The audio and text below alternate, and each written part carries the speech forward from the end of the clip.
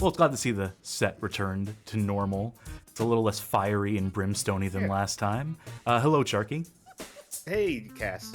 Welcome, one and all. Welcome to the Bad Game Hall of Fame. Welcome to Bad Game Chance Time. This is the show in which we play Bad Game Chance Time. Oh boy.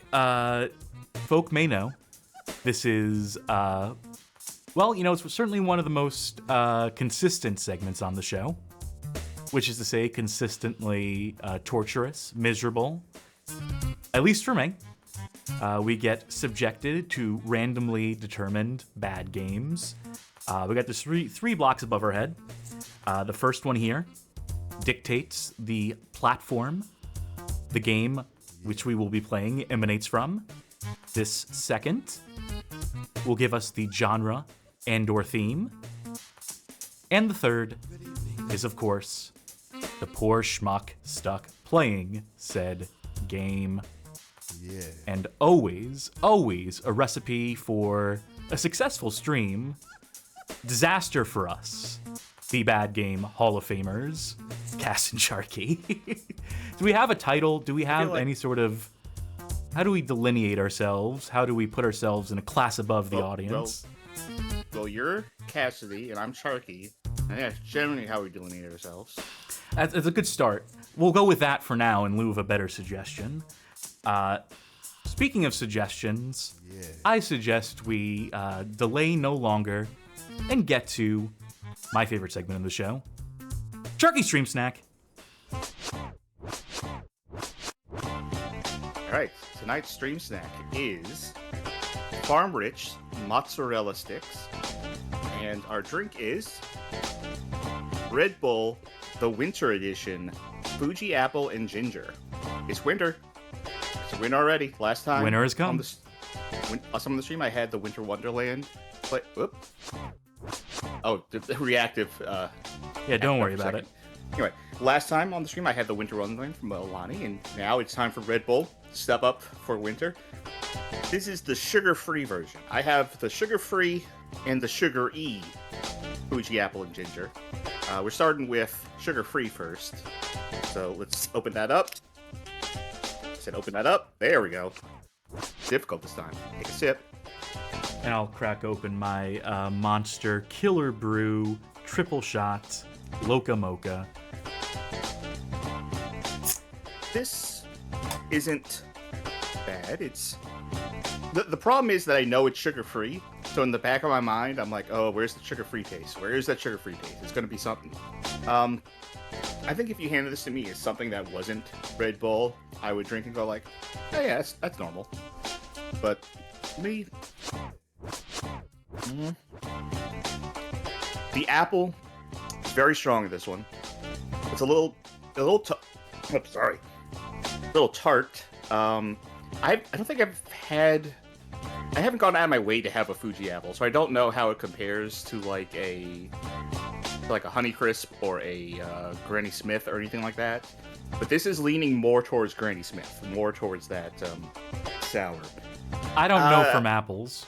I've never enjoyed apples. Guess what? I named all the apples I know off the top of my head, except for Red Delicious, which I know are actually not very tasty. I've heard that. I've certainly heard tell of that. You know, Atomic Shrimp, YouTuber, just did a all 100% apple pie earlier today, where every ingredient... I did see that, yeah. Good vid, fun vid. Love that channel. Shouts out to Atomic Shrimp. Now, I will say, though, I actually do have a bag of Red Delicious apples downstairs. We always have a bag of Red Delicious apples, because there's a possum that lives in our backyard. And every night, we offer up a Red Delicious apple to him, and we watch as he sits on the bird feeder, and he just noshes down that apple. Well, I got news for you, Charky. That possum is actually me. I've been visiting for the past several months in search of apples. You should come in earlier so we can actually do the stream in the same room. That would solve so many technical issues. Yeah, logistically, very stupid, but in terms of the bit paying off now, it's also... questionable. Anyway, Fuji Apple Ginger, Winter Edition Red Bull. Pretty good. Not really tasting the ginger so much, but I'm sure it's there. I'm sure I just don't have the palate for ginger. But I think that will do it for Sharky Stream Stack. Very good. All right. Well, we can stave it off no longer. The time has come once again to play Bad Game. Chance time! See, at least I got that right. I fucked up my own production stuff before the show, but I can at least get the soundboard to play. So hey, I'll go first. I usually do. You don't want to break from tradition on a show like this. We kept up such a lucky streak so far, right? Okay, I'm going to do my traditional cast gambit. That is, of course, a left to right with the blocks. So first, show us that console, arcade. Arcade. Next, give me a peep at that genre and or theme. Ooh, horror. It's like nothing ever changed. Yeah. And finally, show us that schmuck. And it's me, of course. Well, that's our cue to start looking at the list of games here and see what matches that criteria. Arcade horror. No, I can't really imagine an arcade horror game being particularly effective as a horror title, right? You know, like House of the Dead. No one's ever like, ooh, spooked me. You know, it's just kind of an excuse to shoot zombies. The arcade, not really a venue for deep atmosphere. You know, I mean, they've tried to do that thing with the, whatever that 4D horror game is. That's at arcades now, where you get into a booth and it's just super loud and shoots air in your face. And that's got a heart rate monitor. Yeah, I know the one. We don't have that here, though. No, we don't. And that game sucks. So I guess it would fit. It does. I guess that would technically fit the bill in this case. Sharky? Uh-huh. I think we're going to have to stretch here. Oh, yeah, go for it. My favorite thing of the show is when we stretch. So, all right, it's cast time to spin shit into gold. So, horror. What does horror mean, really, at the end of the day? Define horror for me, Sharky. Horror is when Guillermo del Toro takes a classic story, puts his own spin on it, and it's a little spooky now. Sure, that is one take on it. I would say it's dealing in the emotion of fear, right? You know, to a successful horror will put fear in your heart. But what if the true horror is having no fear at all? Being fearless, one might say. Isn't that sort of an existential horror? The inability to feel that most precious of emotions, that most precious of instincts? Isn't that the story of Illbleed, more or less? Of Illbleed? Yeah, the main character doesn't feel horror correctly, right? And there you go, that's a horror game. So by that metric, by that transitive property, I am submitting that Fearless Pinocchio is the game that we will play. And see, I was still right about Guillermo del Toro. Oh yeah, you were. Well then, I think this game is 4x3. I'm fairly certain. This is a 2006 release by way of IGS.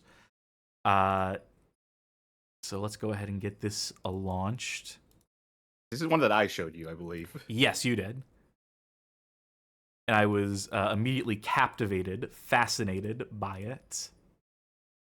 It's also one of these games that I was like, I don't know where we're going to slot this into the show. Well, guess what? In any sort of normal thing. So yeah, might as well do it now. Heed my warnings. IGRS. Let me dial in this volume. So, this is a fighting game. Truly the most horrifying genre of them all. A single-player fighting game. Great. Where you fight against monsters, so yeah, there we go. Yeah, good enough for me. Alright, I guess I am the one playing this. I should go over the controls first. One button. A one-button, one-player fighting game. So this is very clearly made for kids. And also, it is a ticket redemption machine. So you can have it set at the arcade to... Oh, I'll let him talk.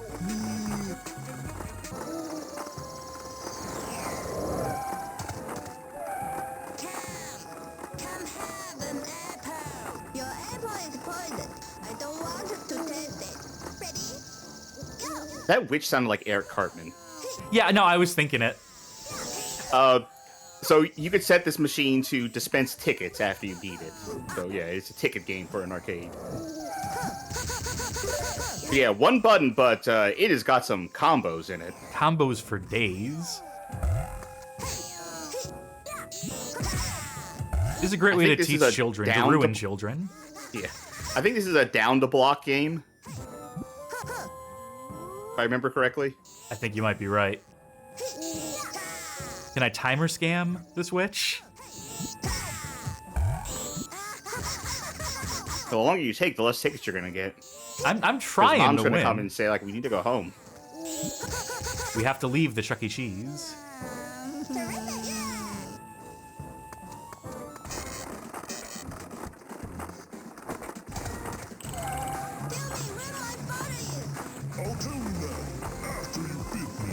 Well, I'm gonna hold you to that, Mr. Wolf.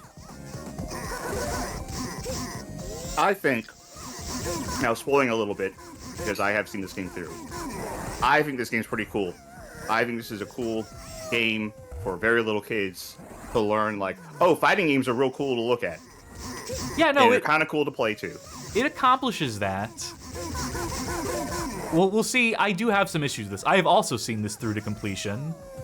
I also know vaguely what's going to happen here. Nope. My charge move. Sai says, no way this game has motion inputs, right?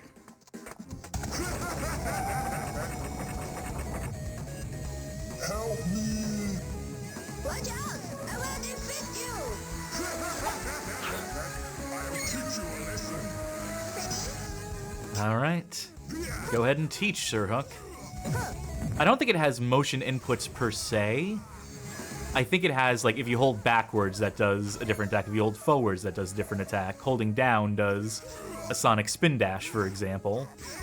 And I think from there, it's just a matter of mashing the button, the one button they give you, as many times as it takes. So this was really doing modern controls 15 years before Street Fighter was doing modern controls. Now we know where Capcom ripped off.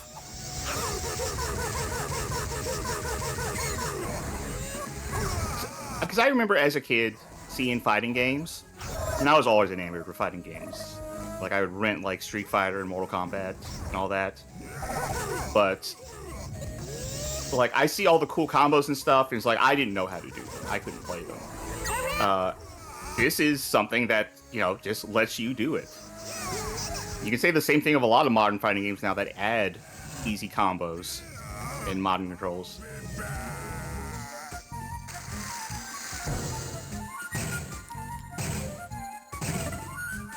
Hell yes.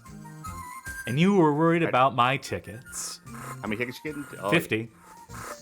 And it's going to count out each of them in real time. I love that arcade machines still do this, even in the era of digital tickets. There's this Kung Fu Panda game that is a ticket redemption machine where you have to, like, hit these drums in time with, like, stuff appearing on screen. And I could routinely hit the jackpot on it. Hold on, let him cook. And so if you're the first person of the day to hit the jackpot, which I routinely was because I was taking a kid to this arcade as part of my work, you would get like 500 tickets, and it would count them one by one all the way down at a rate of 1, 2, 3, 4, 5, 6. And while it's doing that, no one else can use the machine. It puts the machine out of commission for upwards of 7 to 8 minutes to win the jackpot on it. And I was doing this every time I went in there. Do you think the people working at the arcade was like, oh god, the cowpoke's back? No, I think they were asleep at the wheel. I don't think they noticed one way or the other. See, you're going for another run? I am. I mean, we beat it once. I want to see some of the other outcomes. The other monsters we might face. Yeah. Whoa, where did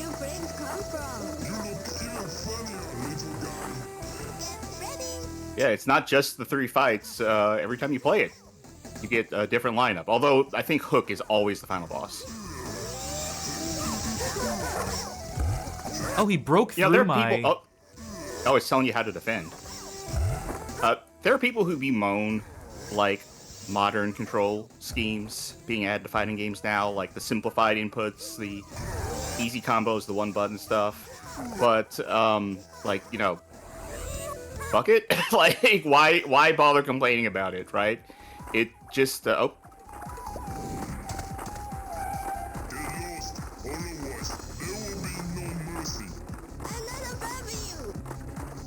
Fearless Pinocchio's not afraid of anything. You know, a classic control scheme is gonna let, you know, more people play the game who wouldn't be able to play the game otherwise. It's gonna let kids play the game, and, hey, go figure, I think kids should be able to play video games. I think the problem that people have is that it evens the playing field so that the fighting game sickos who have dedicated their lives to teching out whatever... Here's the thing. It does not actually even the playing field to enough of a degree that I would call it a problem. Like, even with, like, a modern controller, it'll flatten a little bit. Like, the floor will be, like, well, that's not the phrase I want to use. It would be... It's not as hard to get into a match and, like, do things, like, do fighting game things, or be able to win a match. But modern controls still lack the ability to do a lot of, like, more advanced stuff. Sometimes, like, the damage will be weakened as well. Like, if you are really serious about learning fighting games, then you should be able to, like, surpass the average modern control player. Like, you should easily be able to surpass that if you are super, super serious about fighting games. I think the people who complain about it are generally people who aren't that good at fighting games but want to imagine they're good at fighting games. Yeah. And are very worried that, like, they're gonna get, you know, proven to not be as good as they think they are.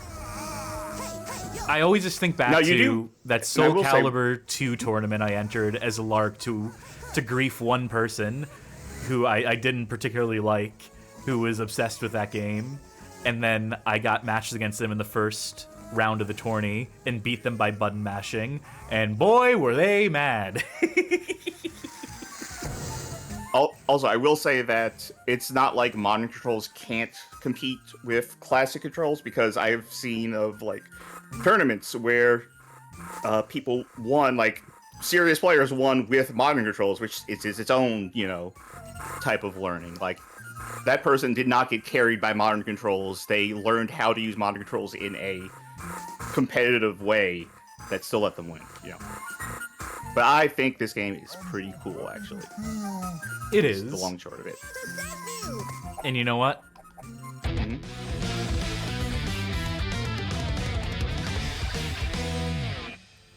I realized I should have played that the first time through. Wait, listen to this, by the way.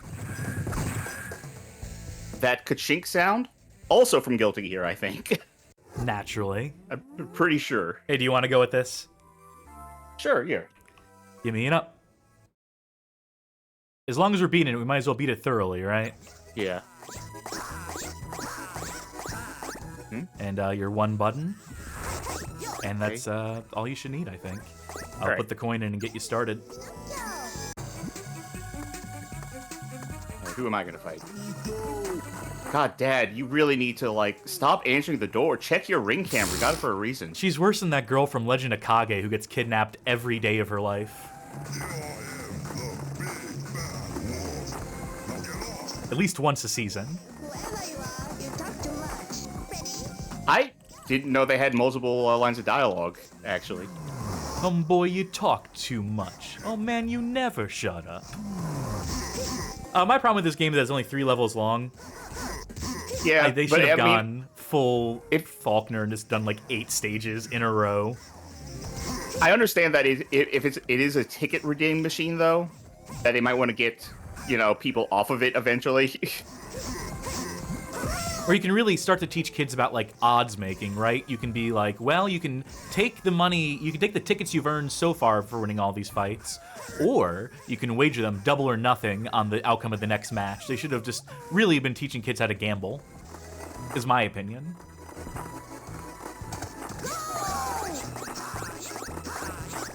Don't underestimate my car soldier. Just try it. Get ready, go. You know, other than I find that, it interesting that you can attack the wrong way yeah, you if you can. want to. But, you know, this game is obviously visually charming, is such a weird novelty. I would agree it's not necessarily bad by our conventional metrics. But, you know, we need an excuse to show it off on the show. Yes. Maybe we had a fairy tale night or something, which is actually an idea. I need to keep that in mind. Oh, wait, that one's dead, I think. Yeah, there's a second one who is... Oh, he's there over we go. here. I think IGS... This is a game I think I would actually like to lab at some point and just figure out, like, is there stuff you can do with this? Can you, like, dig around, make, like, interesting kind of combos? You might see what You were happens saying with about the IGS, timeout. That they made a lot of games like this, redemption games that were strung together with the loosest of gameplay. Oh, you lose on timeout. Well, good enough for a B anyway. And for 50 tickets. For 50, wow, that's generous. Yeah, I may have gotten into the dip switches and turned the ticket payout to maximums. You could probably lose in the first match and still get 50 tickets the way I configured it. I didn't realize I was configuring it in that way, but... Well, I mean, you may have won the game, but I got tickets in shorter time than you do. It's Jake, true. so. You've mapped out the efficiency of it. Oh, look at this. Also, I think People mentioned that they were missing a high score screen here, but there it is. That score is the high score tracks is the highest combo number against every enemy in the game. Also, American Alpha, a great name. I don't think they're fooling anyone. I think I could have beaten that had I not known where that other one was coming from. That he was just on the other side of the screen. Oh, I think that's enough. We've seen every enemy in this game now. Yeah, I believe so. That will do it for Fearless Pinocchio, our first horror game of the evening. Well, no, I mean, maybe that's the only time we roll horror. Who knows? Oh, I don't trust this wheel at all. You should know that by now. It's always going to do one of two things. It's either going to A, land on the most frustrating outcome possible, which is, historically has been me playing a SNES platformer, but recently it's just been doing the same genre so many times in a row that we run out of games we can pick for it. Or the other thing it does is that it picks one player for the entire night. So we'll see what kind of night we're off to tonight, as it is your turn to play. Now's time. All right. I will go with my opening gambit, which is right to left. So, who's playing? Fair enough. What's the theme? Driving. And what's the console? Game Gear. All right. I think Game Gear has not been formally on the wheel before. I think I changed that block up a bit just to inject a little more variety into the show, and because I think we can afford to scan some of these consoles for relevant games. All right, Sega Game Gear. Now, we've already done... I'm also going to include Master System here, because why Sure. not, right? It's just the Master System, just the Game Gear plugged into the TV, more or less. More Now, or we've already less. done both of the Sonic Drifts for Chris Kart Kart Racing. Racers, yeah. I'm sure there's still going to be something here. I see one we I can go immediately to. see two we can go to, actually, but This one, did you see this one? I did not see that one. That would be an interesting one. There is something behind that game. But let me just continue. Yeah, okay, so it comes down to one of those two. I guess three. I don't know which one you noticed that I didn't. That one. That's the one I noticed. But that might be a little dull. I think the most interesting one we can pick here is probably going to be this one. That one being, cut that 4x3, OutRun Europa for the Sega Game Gear, released 1992, developed by Probe, published by US Gold. We'll get this underway in just a moment. And I have to double check my my fact check on this one. I got to double check some of the details on why I think this game is interesting in its capacity as a Game Gear conversion of OutRun. Uno momento.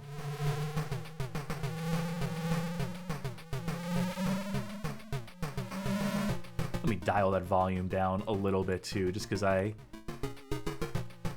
like to mix the chiptune stuff lower in the mix. Also, I recognize that the screen isn't updating, which is interesting. Hey, there we go. So I see gun as an option in this OutRun game. That's not normal. All right, that should put you in some amount of control. Make sure. Whoop. I saw something about a bike. I think you're giving chase. Thieves. I'm on a bike. I'm going to badgamehalloffame.com. You may have heard of this website before. I'm looking up OutRun Europa. Ooh. Yes, that is in our Human Killing Machine article. So, just at first blush, not really getting a lot of OutRun out of this. No, this was a weird OutRun game for consoles in its original console capacity. It was already kind of a curiosity in the franchise. I assumed I was with the police, so I don't know why they were trying to stop me. You're undercover, you see. Deep cover. Oh. I'm not sure what the controls are, to be honest. I know it's up to accelerate. And I can punch with A or B. Oh, fuck. I didn't agree to stop. Alright. Okay. Well, okay.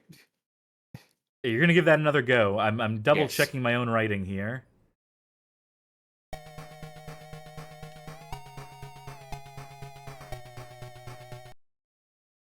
Okay, so US Gold, that name may be familiar to you. Yes.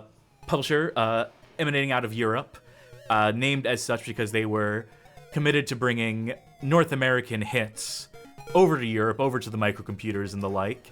Techs were a common hand of theirs, responsible for the likes of Human Killing Machine, which article on the website, badgamehalloffame.com/human-killing-machine. Arguably the worst game we ever played and wrote about in the history of that website. For those who don't know, so this is a lot of history I gotta get into. So you just keep playing, you keep outrunning. Human Killing Machine was pitched as Street Fighter 2, as in US Gold, after converting Street Fighter, the original, to the likes of the Speccy and the C64 and so on and so forth, having Techs do those conversions, were like, well, people only know Street Fighter because of us. We put Street Fighter on the map, right? Yeah. So they go to Capcom and say, let us make Street Fighter 2.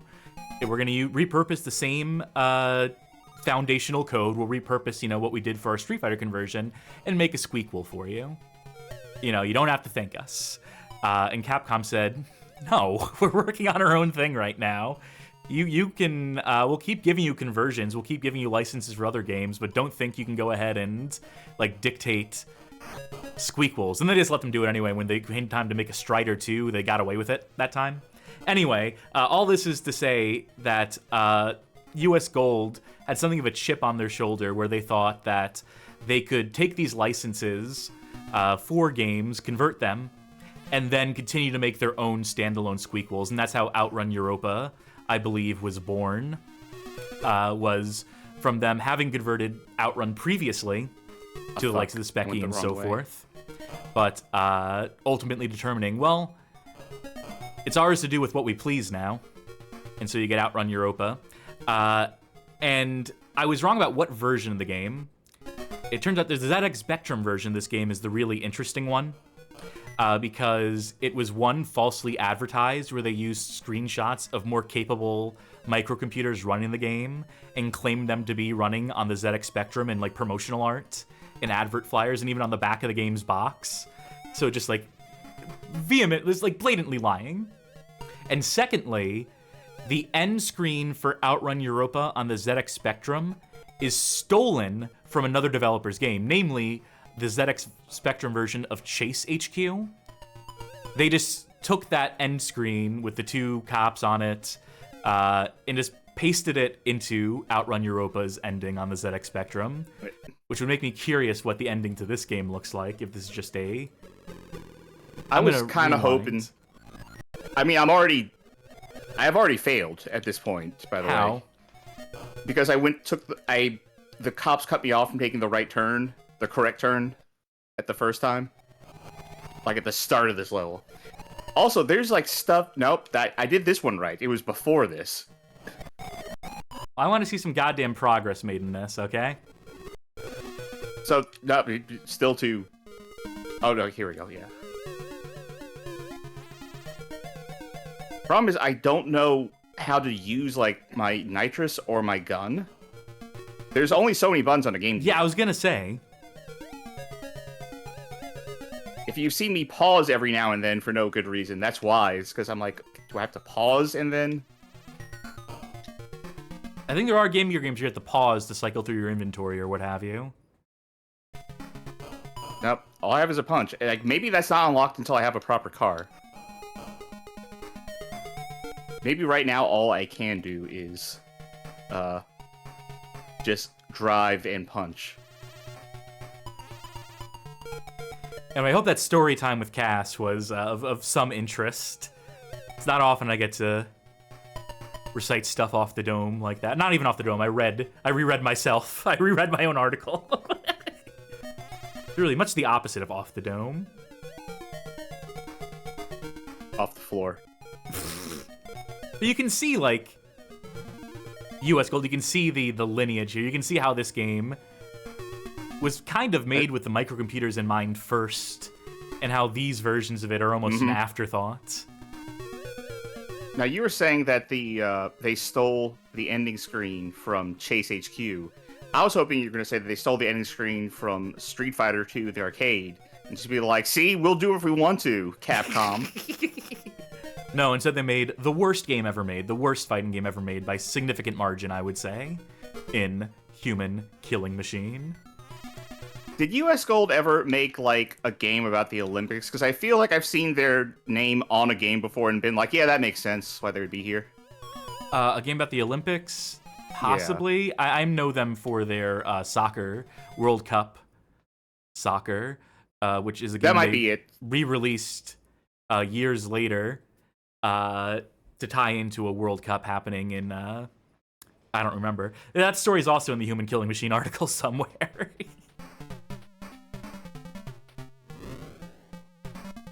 Groovy soundtrack. Okay, well, now I can shoot forward, but that's not bullets. Johnny Baggett saying that US Gold published a lot of Olympic games in the 80s and 90s. Okay, yep, totally then. So is this game any good? No. I had a hunch. I mean, even beyond, like... Okay, let's not compare it to OutRun, because it's not. Nothing about this is OutRun. Well, it's fair, because it's in the fucking name. Alright, well, fine. It's not OutRun. That's a issue. Two is that... Oh, now I've run out of bullets. I was using bullets. I didn't realize it. No, it doesn't control rail. It's like very... It's moving too fast. Like... How do I describe this? It's like you don't have... With the amount of reaction time you're given by how fast the game can process, you're not given enough reaction time to, like, deal with a lot of shit. Sure. I can see that. I can see that manifesting here. I also find it a little frustrating that I have things in my HUD that don't seem to correlate to things I can do yet. Like, I didn't have a gun in the first one. I still don't have a nitrous. Even though I do have a gun in this one, when I started firing, the number wasn't going down. I don't think the number was going down until apparently it was too late for me to realize that. Also, I don't even think there's any power-ups in this. Yeah, no, this is dire.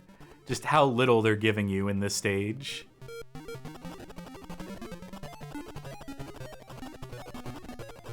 The only thing that makes this outrun is that I am driving forward and looking from behind the car, and there's a time limit. And then at one doing point, pseudo scaling. Whoops.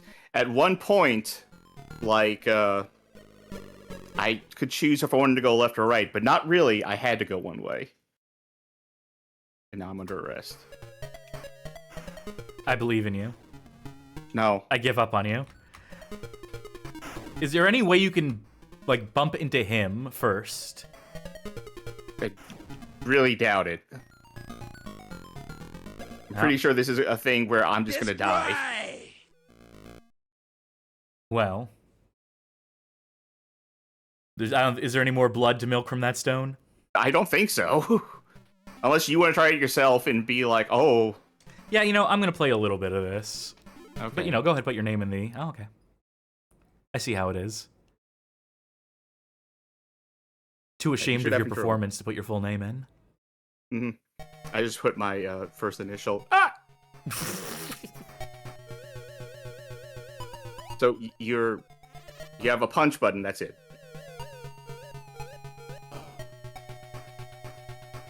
Oh, you can stop on a dime by holding backwards. Alright, just so you know, going as fast as I could, I beat the level with hit the first checkpoint with like 3 seconds to spare, so... Oh, you have to hold forward the entire time? Yes. Oh. Foolish you, being behind a cop. And the game just ends. Yeah, no continues. Oh, one more shot. Yes, mentioning this. Forward is accelerate, and it's constant forward. Also, okay, I when I was saying about the game moves a little too fast for you to, or the game doesn't give you enough time to react to shit, those power-ups especially. Because they're on screen for all of like 3 frames. Yeah, you just have to hope you're in the right lane.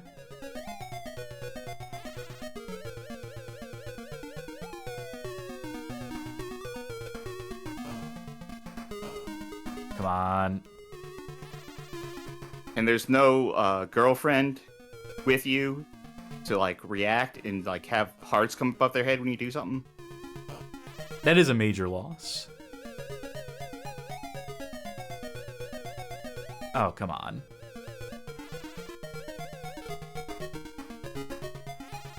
Yeah, this isn't so great. rude. They think like they own the road.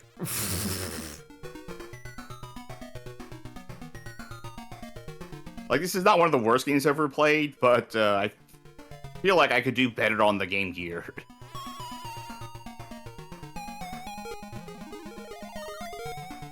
That's another 70 you were seconds saying on the that, clock. You were saying that, well, no. So Sega, at some point, still had to have said, like, okay to this, because it is on their system. Yeah. They had it pretty good with US Gold. I believe they had like some distribution deals set up where US Gold was helping to get them to distribute games, Sega games, across platforms in Europe.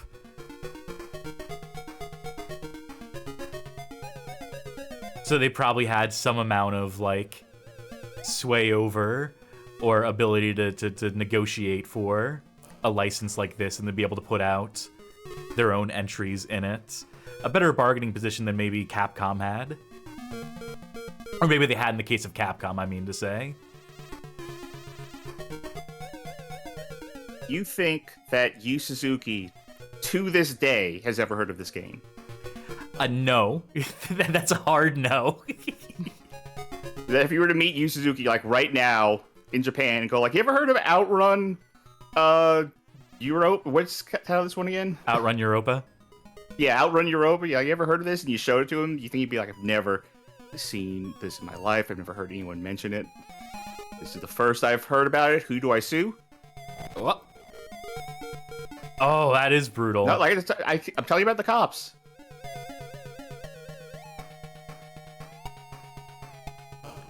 I would ask you, Suzuki. There's about a million other questions I would rather ask him than about OutRun Europa. I mean, it'd come up in a long enough conversation, but... I'd ask him, what was part 7 of Shenmue supposed to be like initially? How about parts 9 through 12? Do you think he just has, like, binders in his house, like, stacked up against the walls that are just full of, like, the next parts of Shenmue? Yeah, and I hope they gather dust forever.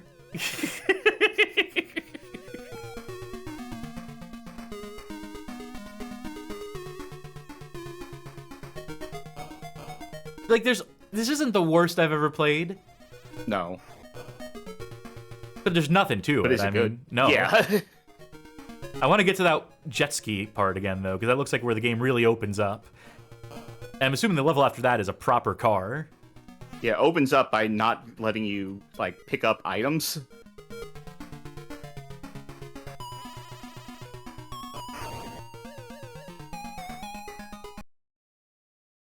All right.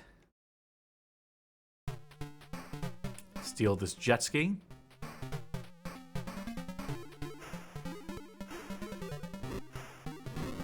Oh, Yeah, I'm not even shooting, but I necessarily- can't punch. That's not good. I noticed Probe's name was attached to this. Yeah?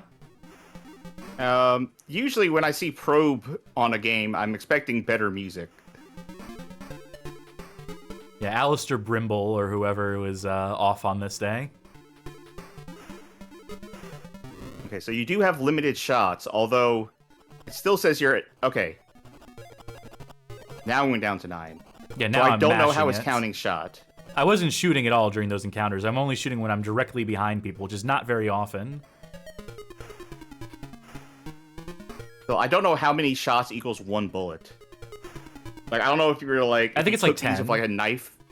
I don't know if you took, like, a knife beforehand and, like, kind of sliced it to, like, save... Like, make it, you know, stretch it out, make it last. That's what they call ammo economy. Yeah.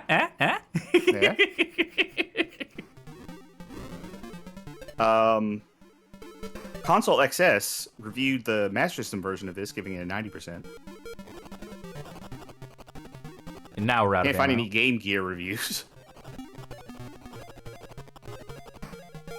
Oh god, okay. The Spectrum version was well received, with Viewer Sinclair awarding the game 83%, praising the big sprites and smooth animation when compared to the original game. And in my head, I was thinking the original game, like, oh god, wait, you're saying the Spectrum version of OutRun looked better than OutRun as OutRun? Was like, probably the Spectrum version of OutRun. So that's the thing, is that that magazine published the screenshots, the lying screenshots of one of the other versions of the game. So the version that they were selling to readers was non-existent, effectively. So I imagine it would be very bold for anyone in the Spectrum space to, like, say, like, our version of this game blows the arcade game out of the water. Look at these graphics. And I'm in now the you've same run into predicament the same you were. issue. Yeah. Okay. I have one possible solution in mind for this. It requires going back this far. Unfortunately. I assume that's just a guy, not someone who's trying to kill you. Who's to say? I'm surrounded by enemies. You know, I wanna dodge that rocket. I think Yeah, I don't see any reason to kill this guy, ultimately. I don't even think there's a way to kill this guy. I think that was my fool's folly, was wasting all my ammo on him earlier. Oh my god, yeah, you can't bump into these fuckers. I wish I had a punch. Right.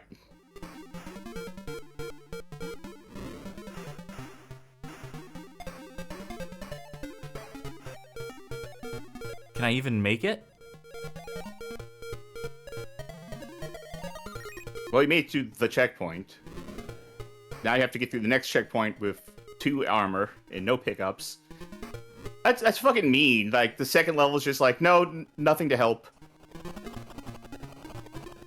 Like, this is the level where you really need the armor, and you definitely need the ammo. So, I would assume. And there's just nothing. Can you read Slime's comment, by the way? Slime says, I checked out the credits for this game, and instead of Alistair Brimble, it says the guy in charge of the music was one Paul McCartney? I don't know. Assume that dude didn't go anywhere after this was released.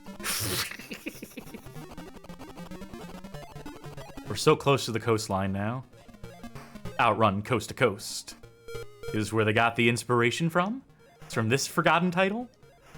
Probably not. I think the sea cop is going to kill you. Oh my god, it's so hard to hit these fuckers. Give me your redo on that. I think I can... I want to nail this son of a bitch. There's something nice. If you had this on a Game Gear, you know, you would probably, like, get your mileage out of this, get your money's worth, just in terms of, like, how many attempts it would take to clear this. If you had this on a Game Gear, then you had a Game Gear, which is a pretty cool handheld. Okay. It's so hard. I do not think you can shoot these cops. You have to be able to. I'm betting you can't because... Oh, never mind. Now I just gotta hope there's no more. No, I'm pretty sure there's gonna be more, but we'll see.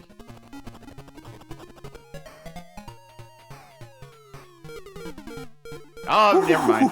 We made it. You see a Porsche with the keys in. What luck! Oh, the thieves are... You have to wait for it. The thieves are heading towards Spain. At least you can follow them now. Thieves of what? Because we just cold opened this game if you find a bike. Okay, now can you use your nitrous? Do you have any buttons to do that? No. Alright. Whoever that car is just has a fucking vendetta against you.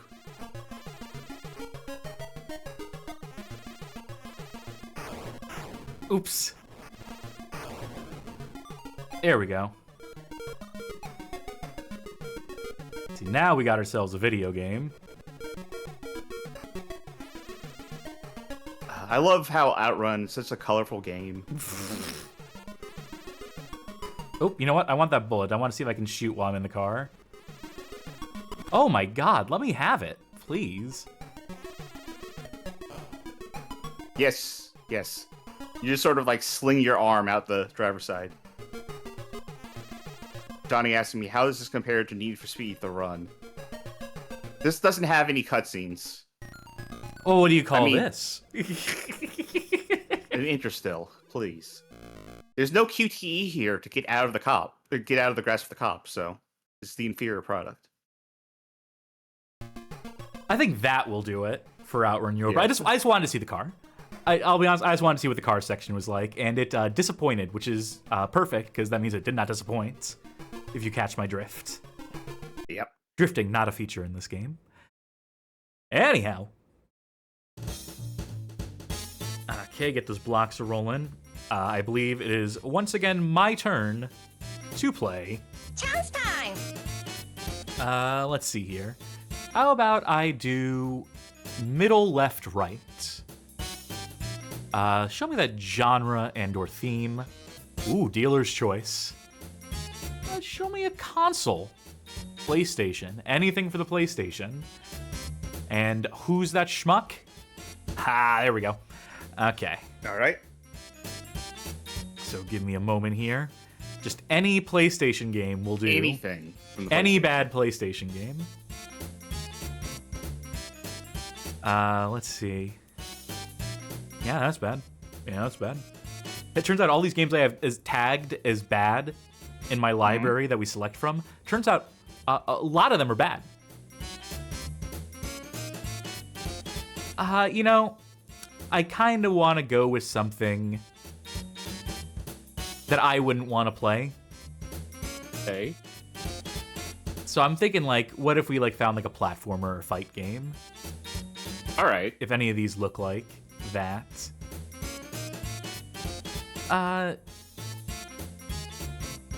That's an option. Probably. It's probably not a platformer or fight game, though. Oh, yeah, that's right. I did this lay down that criteria 5 seconds ago. Could go. You don't have to stick to it, but it is the one thing you just said. Are you seeing anything here? Anything jumping out at you? Not super, not particularly. I think this might be a fight game of Sure. some sort. Got a Squeakquel. The first one looks more interesting, though. Or how about this one? We've done this. We have. pretty We've sure done we've done Rock'em Sock'em Robots Arena for the PlayStation 1 here before. I think we have. Well, I know I've played at the very least. In that case, I'm going to go with what was my initial pick here, which is Robo Pit, a 1996 release developed by OutRun and published by Cocopelli Digital Studios. Yeah, you can double check if we haven't done Rock'em Sock'em on the show before, but I know that was a Discord game at one point for sure.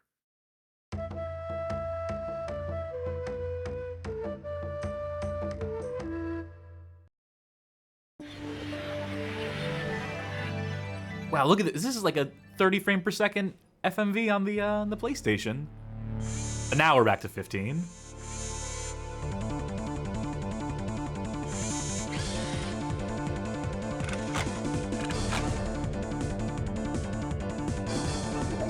So this is like a Rock'em Sock'em Robots of a sort, isn't it? I guess I was thinking Robo Jocks. Which is a movie and not a video game, you will observe. Yes. Yes. However, I just want to imagine Robo Jocks, but all the robots look like this instead. So just like really adorable mechs are falling into the stands and killing hundreds. By the way, I can confirm we have not played a Rock'em Sock'em Robot game on the Bad Game Hall of Fame stream as of yet. So someday, maybe.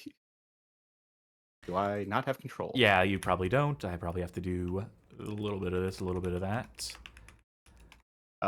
Pro Sucker says Robo Pit robots are quite cute. So Cass hovered over Robo Pit 2, and the robots in that screenshot at least looked more like traditional mecha shaped. So I was like, yeah, this one looks more interesting. I was also briefly hovering over Rise 2 Resurrection, the Squeakquel to Rise of the Robots. Ooh, okay. Right slide, left side, defense, and jump. What's attack? No attack? Huh. Sorry, the number you have reached is not in service. Huh? Yeah, sorry, I left my phone on sorry, in the background. okay. Yeah. Try your call again. All right. Name your Gotta name robot. our robot.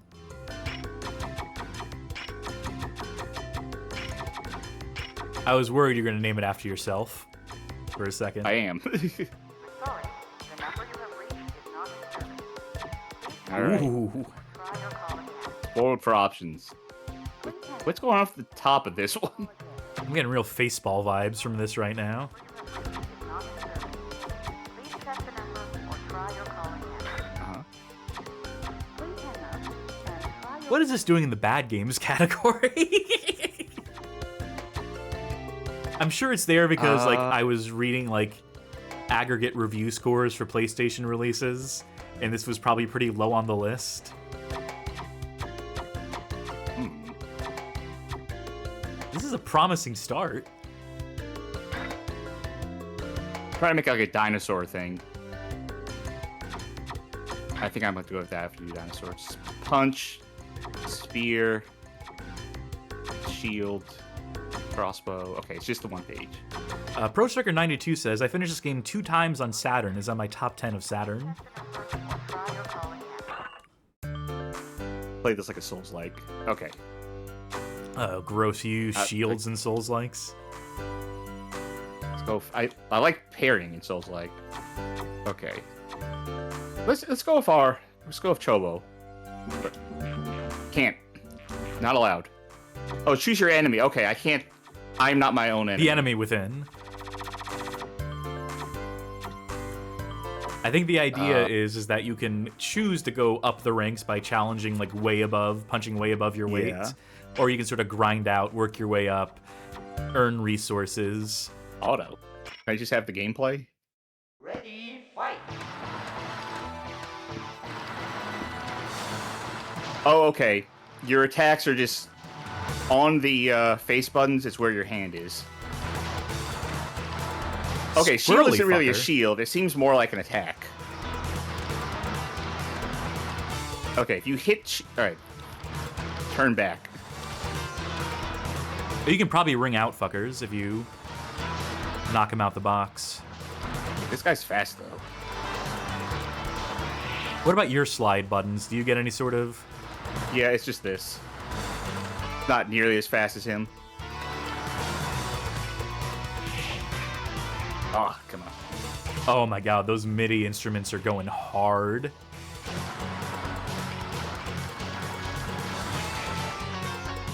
Oh, I have a meter built up. Don't know how to activate it. Are you hearing this shit? Yeah, I'm hearing this. I think that was your special, by the way. No, my special was when I, like, shot fire out. And that was, like, on the trigger. Yeah, that's what I mean, yeah. Ooh. Better shield or his sword. Mr. Taco says, I have bad news. I think this game might be sick, actually. Slime Generator says, Fightbox wishes it were this. I can go back and bully You Sir Robin. Keep him down. Yeah.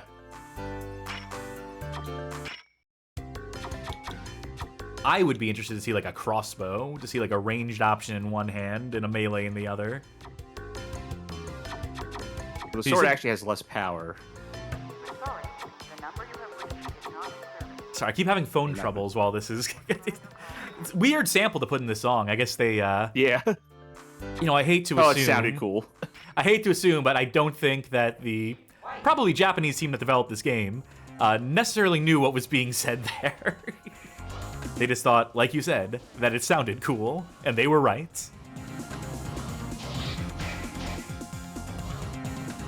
So you have to kind of aim... You have to kind of, like, do an offset aim on your crossbow.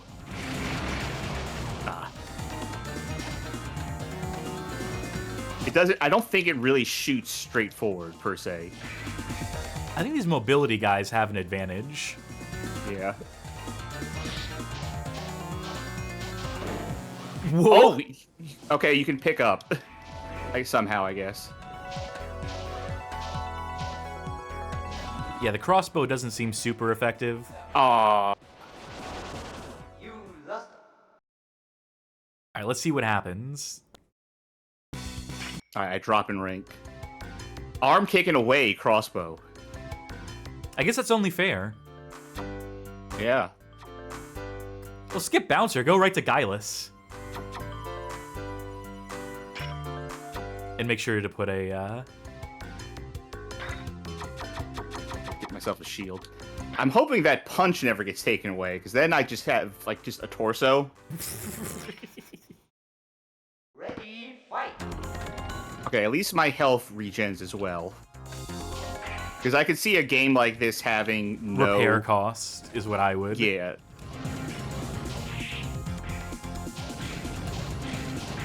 I think the real strategy is ring outs, right? Yeah, that would appear to be. That's certainly going to save you the most time. Just take caution, you don't fall in yourself. I think they do make it that you have to be at like a very particular angle to effectively ring them out. I think they basically get, like, one saving grace when they're on the edge, and then past that.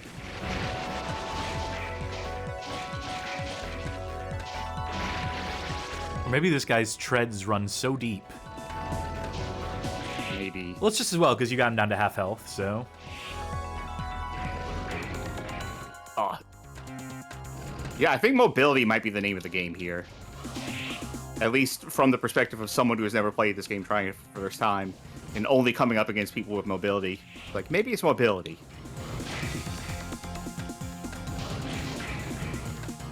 ProStucker92 says that their strategy for playing the Saturn version, which I can't imagine being too different from this, was to beat them on ring out or wait for the time up. Which, with health bars like this, I can understand the timer scam strategy, to be sure.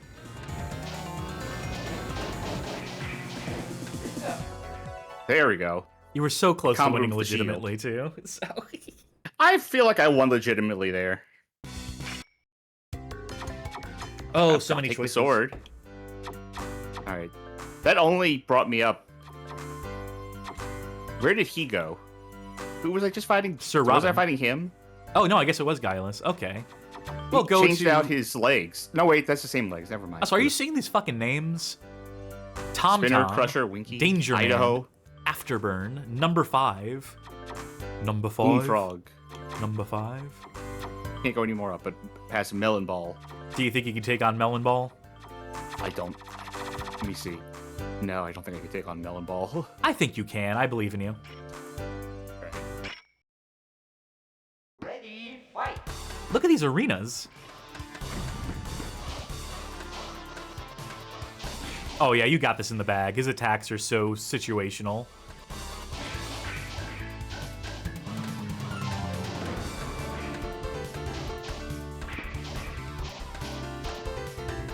Nope. If you just stay in the center of him, he can't hit you. His grapple hook goes to the side. I guess his special is really all he's got. And the crossbow, you dealt with that personally. Yeah, he does not want to get ringed out. There we go. You win. I knew you would. So how far up does that put me? All the way up to One. rank 100. I'll take the cutter, but I'm not going to use it. Put him up, put him up. Put up your dukes. How did that put Melon Ball up? The crowd was so captivated by him letting you in that... Okay, I'm interested in what put him up is going to do, because he's a sucker and a sucker. Look, we already know that the grabber's, like, bad, so... Do it. Ready, fight.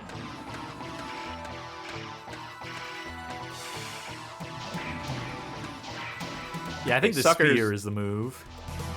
Yeah. I think spears are cool as a combat weapon.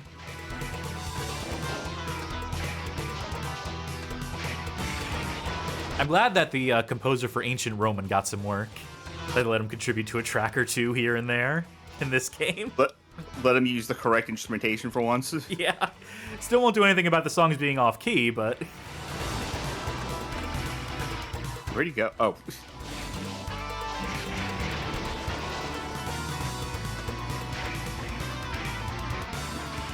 Oh, I need to get out of there.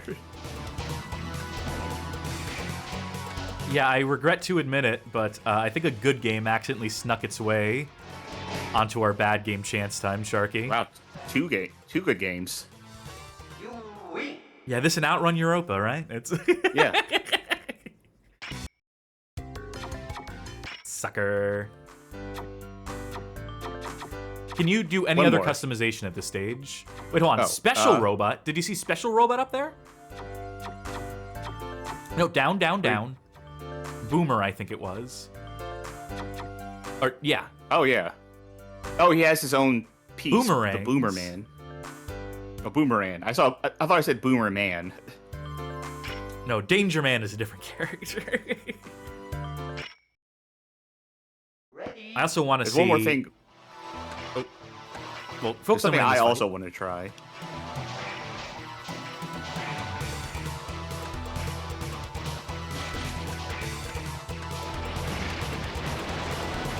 I think there might be, like, multiple inputs to let you different supers, possibly. Oh, he's kicking my ass. Jesus. I guess he was special Guess that- after all.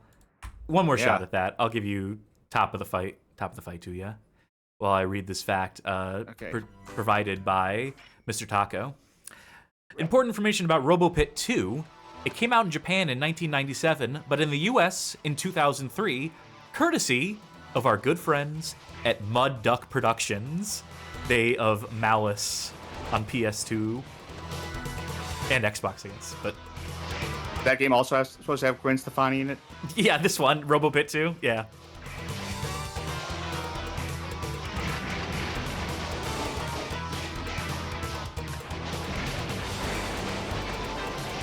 Get him in the corner.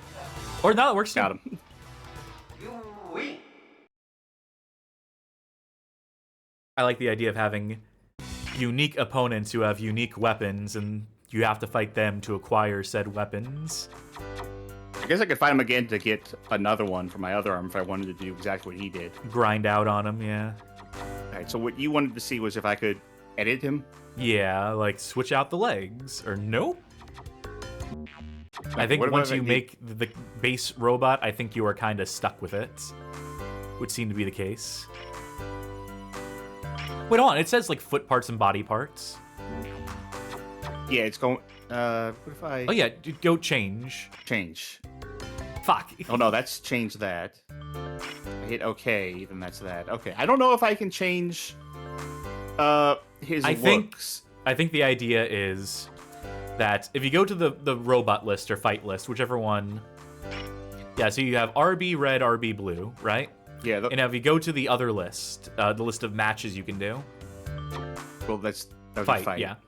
You can see them at the bottom, tied for last. Yeah.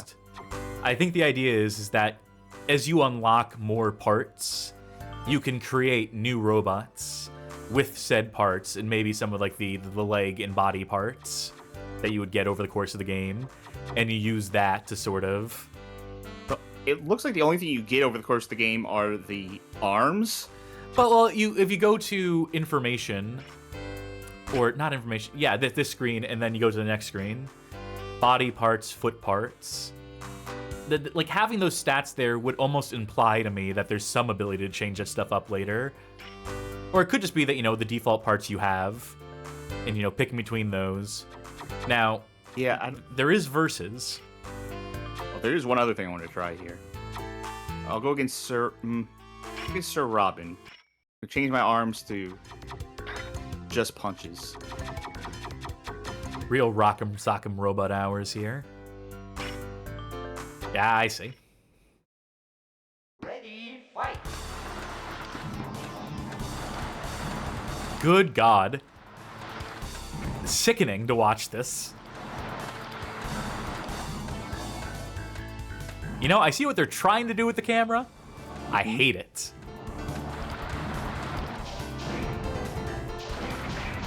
I feel like I would have had a better handle on this.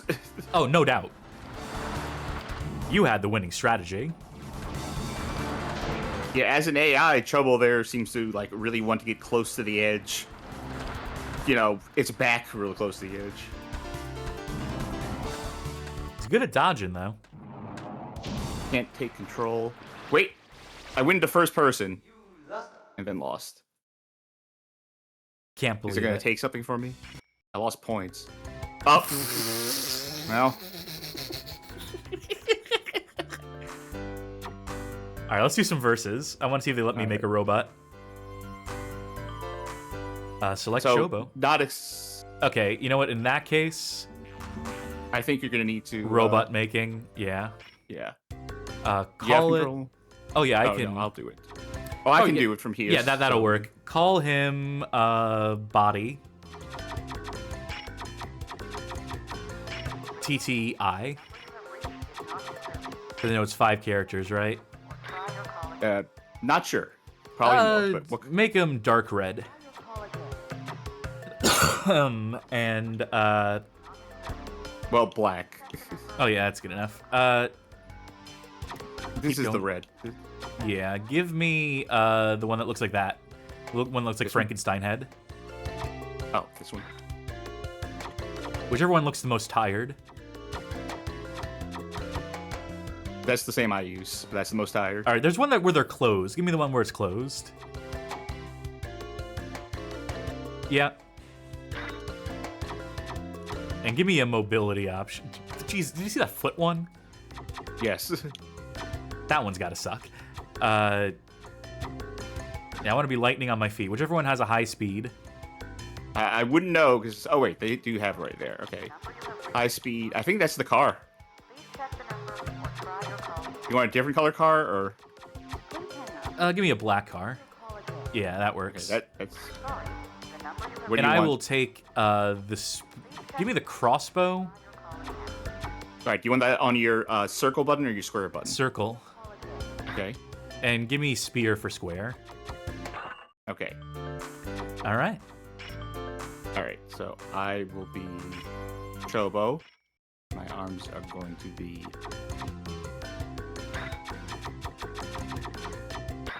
my go-to, and then player 2. Yeah, I'm happy with this. Ready, fight. Is there a defense option? Triangle.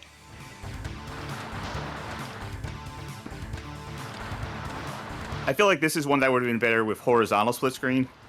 Yeah, probably.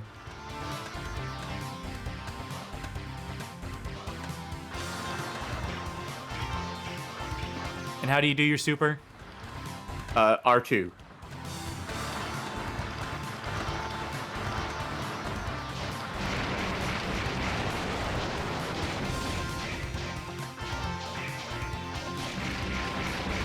Brutal. Ooh.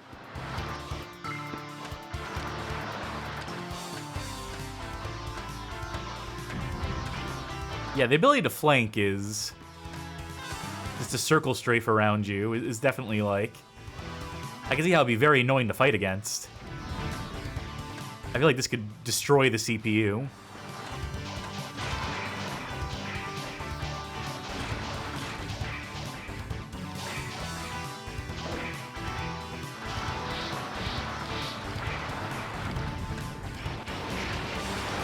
That didn't hit, We did both it? did our special. We both did our special at the same time, and I think it canceled out.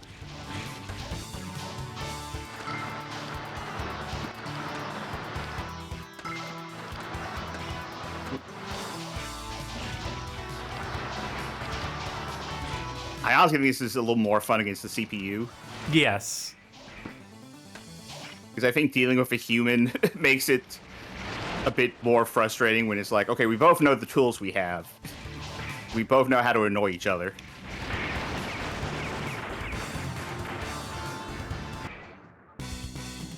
Well played, friend. Thank you. I think that'll do it for Robo Pit. I think that will do it for Robo Pit, but before we do,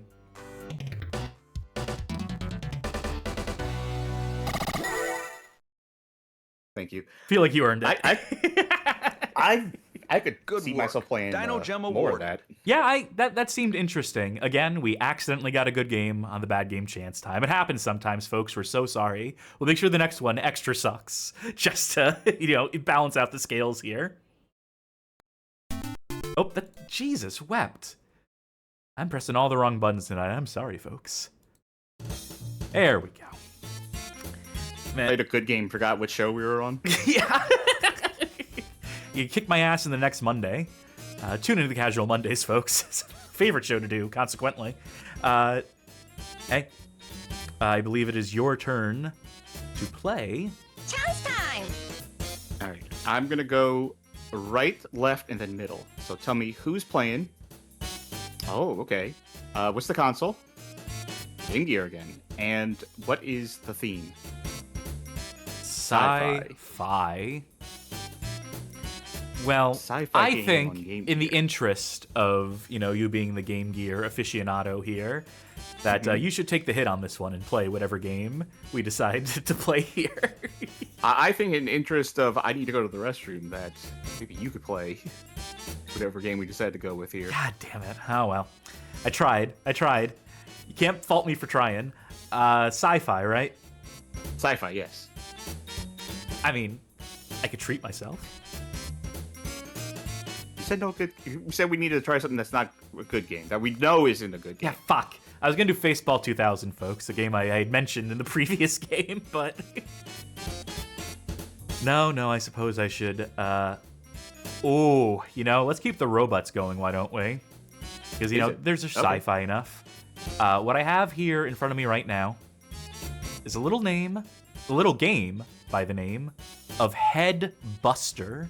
for the Sega Game Gear, released 1991, developed by NCS, published by Messiah, M-S-A-Y-A, who I know to have been partially responsible. I'm trying to remember Energy for the PC Engine. Article on the website, badgamehalloffame.com/energy, if I have my publishers in my head correctly. Yeah, I don't know from this game. It's a Japanese release. So we'll see if I can even successfully menu my way through this. All right, I'll be right back as you get this one going.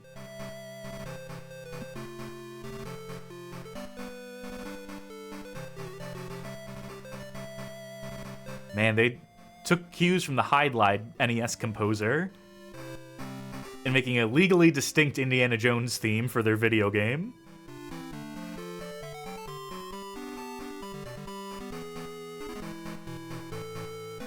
Man. Okay, maybe it's not exactly, maybe it's not as similar as Hide-Lide was, but there's a few notes there.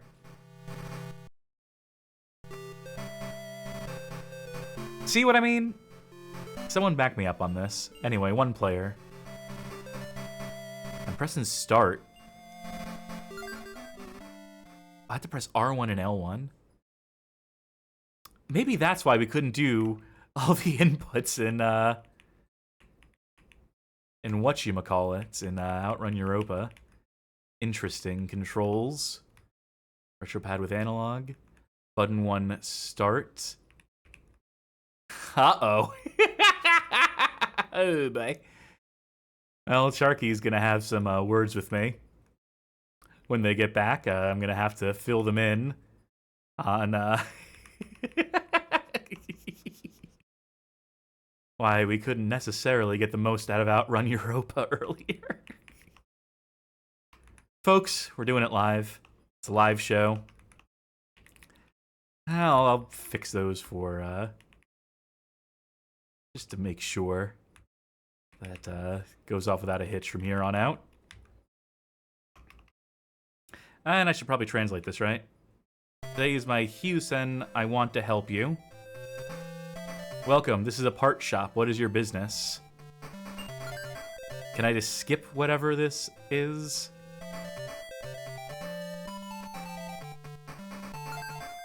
Uh-oh. Well, I have 150 gold. Or no, this costs 150 gold. I have 600 gold. I could buy, theoretically, some of these items, whatever they may be. Light type, normal type. You know what? I'll just buy this. There, now I have one of these. Oh god, this is a lot of interfacing.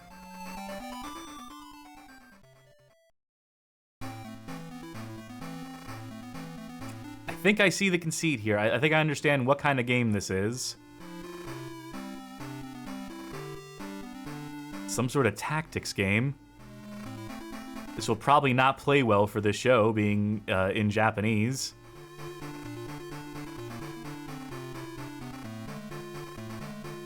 You think I can take them all? I think I can take them all. Who needs to buy more? Who needs to have more than one unit? I will meet them on the battlefield. Oh, I think I can fly over stuff. Well, I might not have the energy for it. Or position or something. Oh, you know what? That must be an attack. That must be some sort of ranged attack option. Which means I'll have to continue. Wait, no?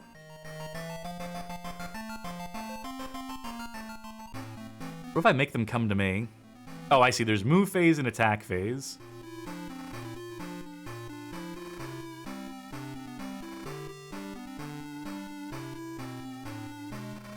I can't help but feel that the computer might have a distinct advantage on me having more than one unit.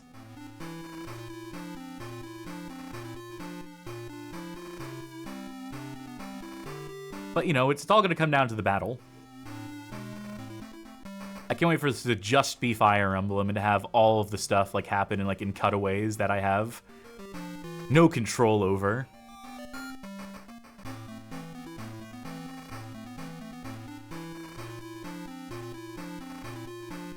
Yeah, computer has to think long and hard about how they're gonna handle this.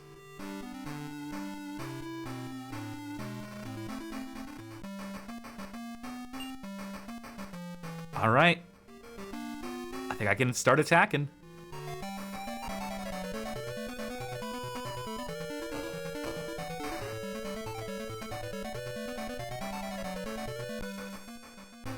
Yeah, boy howdy, I sure landed on a completely inappropriate game for this show, huh?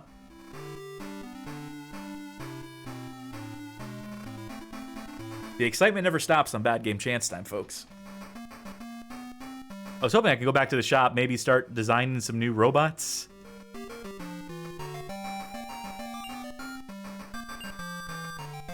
Oh, no, is this move phase, or? So by completely inappropriate for the show, I assume you mean that it's very fun. Well, it's Fire Emblem with robots.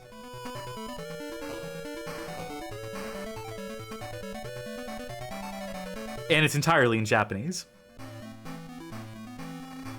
It's one of those games we can do nothing with. See, this is actually my greatest fear on Bad Game Chance Time, is games like this that are just like, well... Well, what I do in a Games from a Hat, when I run into a game that's like, oh, this is definitely like a tactics game, is I say, oh, well, not that one, and then I move on. Yeah, but I feel like we have to sort of honor Bad Game Chance Time, the rules a little more. By the way, yes, I did hear about the button configuration issues.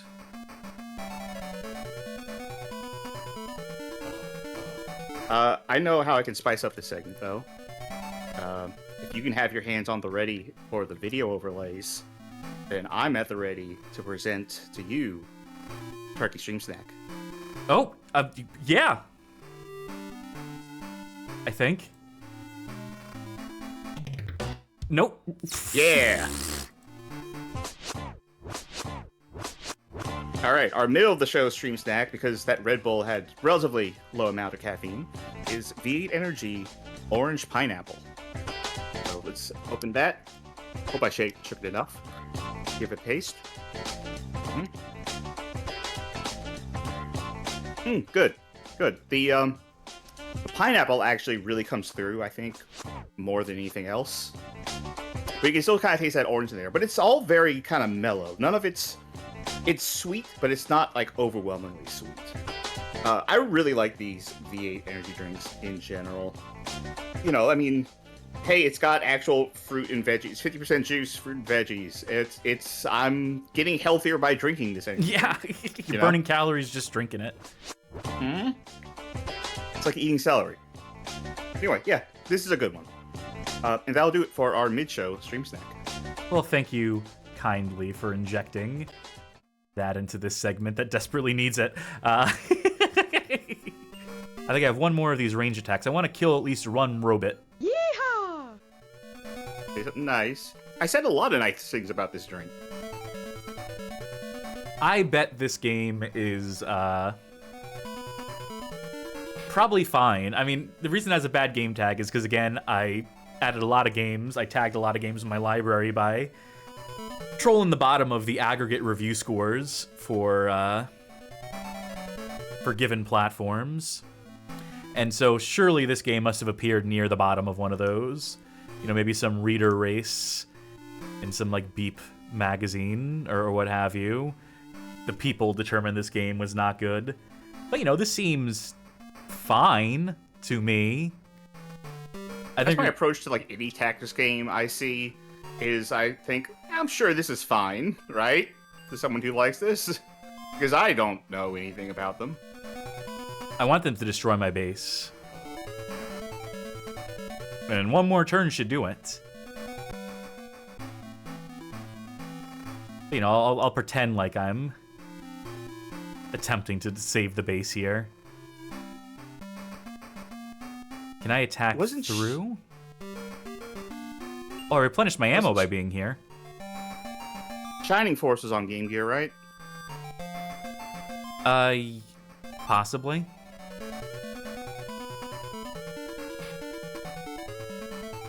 Yes. Trying to see what other options there would have been on Game Gear. Oh. Hey, you suck, kid! And throws a can at him. Did he get his chair repossessed? Is that what happened?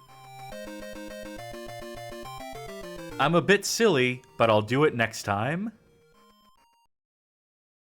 Long or short, your preference. You can do. I mean, I'll take the short, I guess. I bet you have to put both these in. I bet you would have to put both of these in and make sure to transcribe both of them. Whatever you say, boss. Oh, they just send you right back to the... They expect you to just pick up where you left off and keep playing. No, thank you. That will do it for Head Buster. They can't all be winners, folks. Oh, for fuck's sake. All right, our next stream snack. Oh, Charky, save me. You have to run downstairs and grab more food. Well, I believe it is your turn to spin. To play. Right? Or am I wrong? Chance time! Yeah. Yes, it is.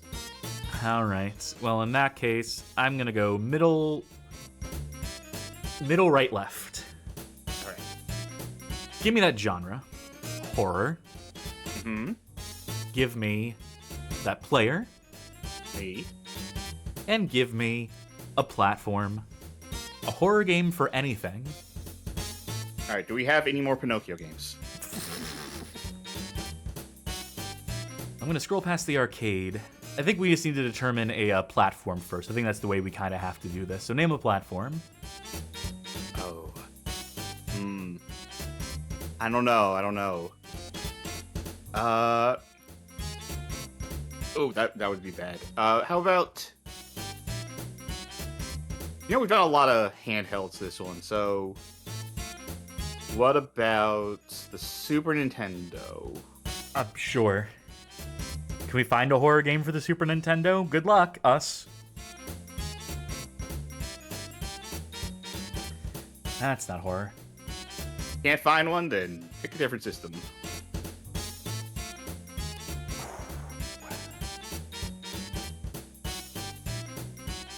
Yeah, I'm not sure. I think we may have burnt through a lot of those.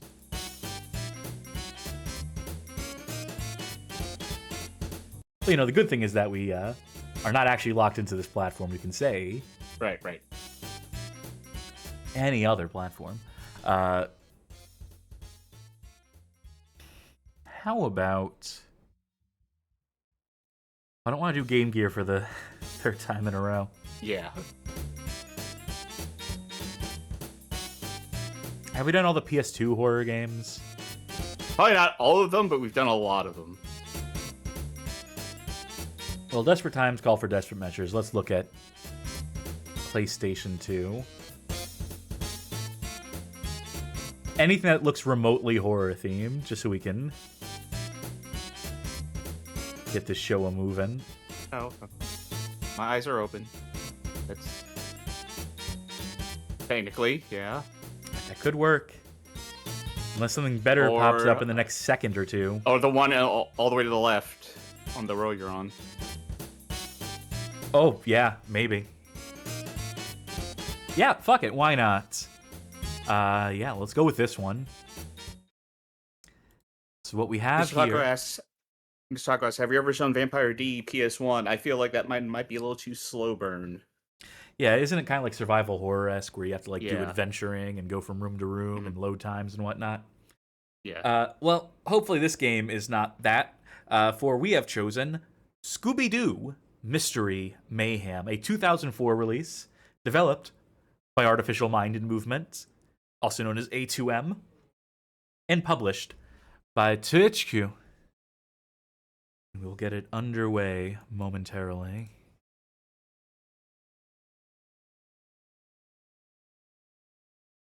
Any moment now. You ever see that video Fuck's sake. of the woman on the airplane getting like kind of escorted out? And she's like, I'm telling you, that motherfucker is not real. And it cuts back and it's Scooby-Doo wearing a dress sitting on the airplane. Can't say I've seen that. Can't say I'm familiar with that video. If I can find it, I'll have to show it to you later. Or if someone knows what I'm talking about, I'll post it in your winner over in the Discord. Discord.gg/BGHOF. You should ostensibly have control when the time comes.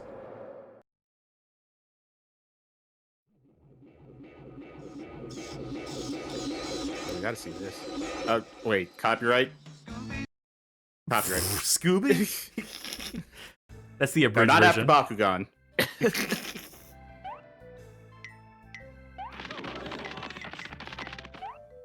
Alright. Tome of Doom is always on Skur. I feel like it's a dangerous place to put that button.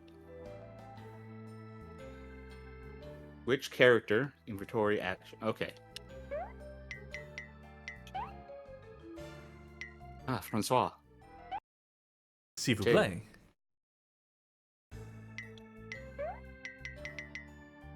Okay. Oh, wait, one more option I want to check. Okay. No subtitles. Oh, I should have looked at extras. I don't know, pretty presumptuous for your first game to have episode 1 in the title.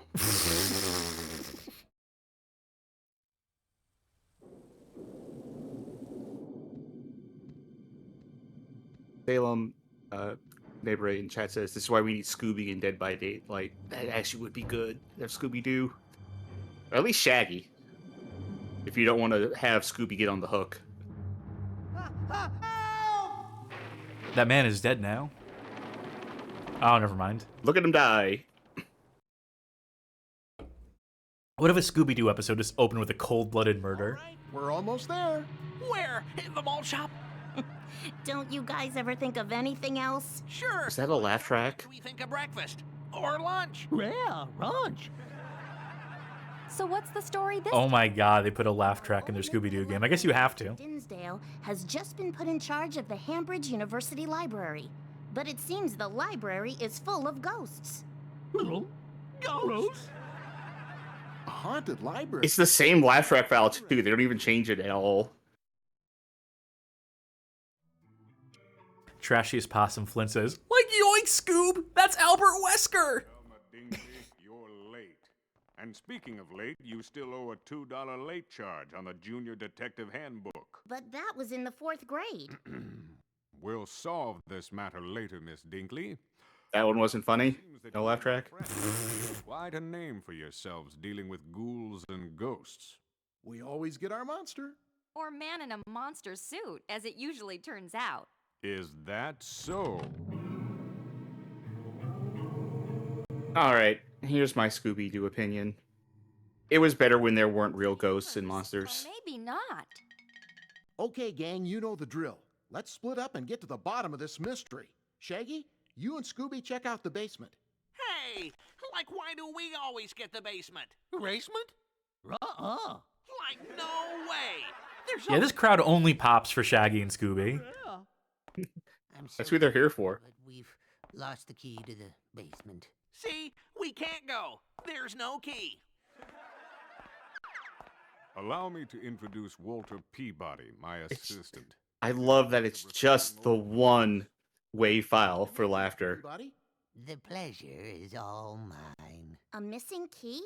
Let's keep an eye out. I feel like we should have that in our repertoire. Well, you can look out. On our Yeah, just in soundboard. case I tell a joke and I don't feel like it landed well enough. I don't think I'm getting my due credit. I'll just play a laugh track for myself. Yes, that exact laugh track that's in there. Also very quietly.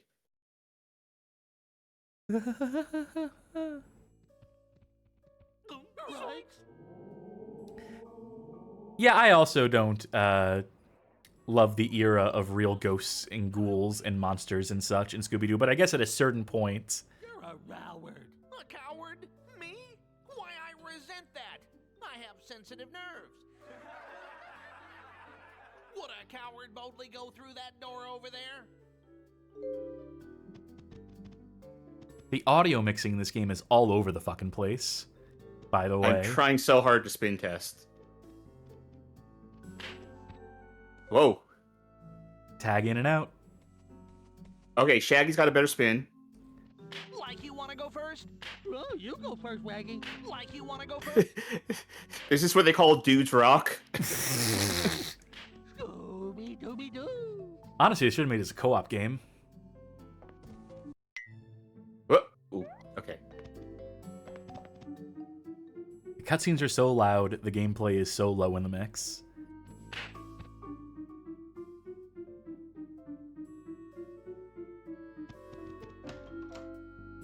Look, Scoob, a camera. Want to take a picture to keep as a souvenir? Yeah. See, this is legally distinct. It's not a typewriter. Groovy. Now if things get too scary... Use all your cool, and you'll restart where you last save. So you don't get damage, you just get upset. So did I actually save by... No. It said, like, hey, you'll do it, and I was standing on the thing. I had to run away and come back. Yeah, easy assumption to activate make, yeah. I go ahead to save a memory card. Yeah, I'm not... Raggy, look, costumes. Hey, maybe we can put these on to confuse the ghosts. You know, assume they're real ghosts. And not just a guy.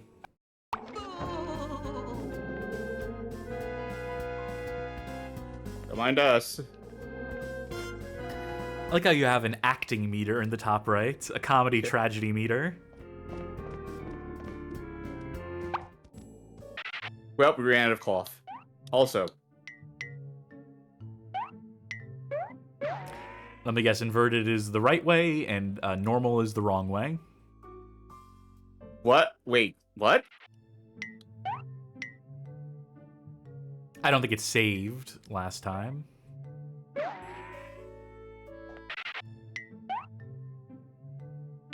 Oh, apply changes at the bottom. Yeah, there you go. No. So let me guess, y-axis is always going to be wrong, and the invert So option... y-axis is just zoom in out. X-axis is wrong and will always be wrong. Great. Come back and see me if you find any more clues.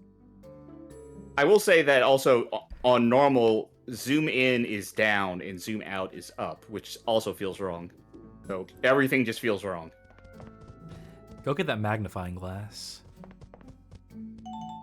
Raggy, a clue. Like you're right, Scoob. This looks like a clue. We should find Velma and show it to her. Can I get that more info? No? Is it in here? Ah, it's Alan Dinsdale. Oh, of course. Oh, my sandwich meter. I press triangle, and I know the ingredients I can make if I want to make a big sandwich. Sealed, Superman. Great! You found a clue. Remember, at any time you can look at all your clues in this episode file. Get enough clues and you'll unlock special bonuses too. It made me solve the mystery, you know, that's usually what we do. Fringe benefit, really. I feel like we should just present this to Alan and be like, I see that you went to Washington, D.C., so it's you. You're the one who... What's the crime here again? Ghost here? Is that crime? I think that's it. I think they haven't really specified or mentioned much else wrong with this place. Oh, in front, Raggy. Home of Doom doesn't activate. I have to assume, just from the vintage of when this is, that this is one of those ghosts are real Scooby-Doo things. Yeah, this would have been post Zombie Island. Yeah, but I mean, even like with the old stuff, you had the Ghoul School. 13 Ghosts of Scooby-Doo, yeah, and Ghoul School and all that. What does it want me to do now? I mean, at a certain point, I think I was going to say earlier that at a certain point, like, what are you supposed to do if you're making Scooby-Doo and you're like, we've made... This room is a mess. Well, maybe we can find some food on top of these crates. We've made 10,000 episodes where the reveal has been that it has not been an actual ghost. So at some point, it behooves us to actually change it up so that people You know, we'll expect the unexpected from us. Well, then at that point, it just becomes like everything is a ghost or a monster. Find there, Scoob. They could have also just ended Scooby-Doo. They could have stopped making Scooby-Doo at any point, really. No, that was never a possibility. All right, what clue did I just get? A telegram for WP. What it says is completely irrelevant. Yeah, I don't think they're getting too hard on the too deep into the detective work in this one. I don't think we're actually going to solve much of anything. I think this is more of just a well-disguised collectathon, if I had to hazard a guess. You know, I really liked A Pup Named Scooby-Doo as a kid. That cartoon. Sure, it had actual gags in it, unlike the main Scooby-Doo. I particularly remember there was that character, Red Herring, who was just the character that Fred always thought was behind everything. And there was like one episode where everyone else was sick of him, and sick of Fred doing that. And says, Fred, for just one day, please don't say it was Red Herring.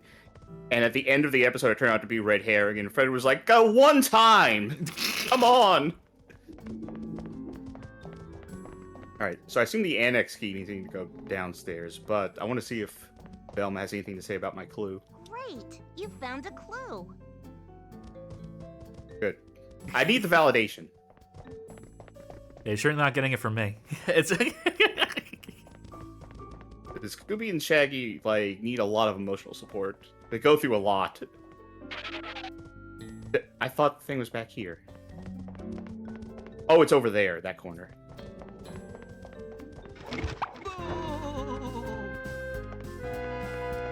So now you gotta find, is there a door underneath? Yeah. Like that. Well, we're never gonna like that? Never gonna hear that. Crawl under that table, Scoob. What table? That table. You go in, Scoob. I'll wait here for you. Good job, Scooby, old pal. Now try to push those carts out of the way. This is a job only a dog can do. You need to squeeze under that table. Alright, time for another job only a dog can do. I need you to push this cart. I mean, have you seen Quigley with Gary Busey? Adorable when a dog pushes something. In that case, a chair I don't think across that's the movie floor. I'm thinking of. I can think of a lot of strange movies with dogs doing human things. Yeah, that's a movie where Gary Busey is a businessman who ignores his family and then he dies and gets reincarnated as a adorable Pomeranian puppy. Right, and I'm Pomeranian. I'm thinking of a different movie with basically the same plot, though. Because there's this one movie where, like, someone's like a Shaggy Dog. I don't think it's Shaggy Dog. I know Shaggy Dog is a movie. It's two not movies. Shaggy Dog. Yeah. Yeah. But there's some movie where someone is like a big Shaggy Dog and they turn into that. And then, like, they need to get out of a room. So the dog just, like, clocks a guy right in the face. And it just cuts to a close-up of the guy's face and someone with a dog paw outfit just knocking him out and then back to the real dog. That could very well be Shaggy Dog, the Tim Allen Shaggy Dog. I don't think it's that one.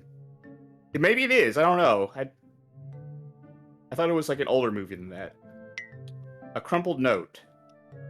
Healing Mind says, How oh my this note was god. crumpled. I did watch Quigley recently. Incredibly funny movie for none of the correct reasons. One of the funniest things is that Anthony Perkins' son... I was about to... You might be telling the same story that I'm thinking of. Well, that Anthony Perkins' son, Oz Perkins, is one of the leads in that movie before he went on to become an incredibly successful horror director. Oh, no. What was the movie that, I think Gary Busey was in, but, like, him and someone else on cast got into an argument about the nature of heaven because they both believed that they had near-death experiences and saw heaven, and there were differing versions of heaven, and they got into such a heated argument that it ended all, like, filming for the day. Yeah, that was Quigley.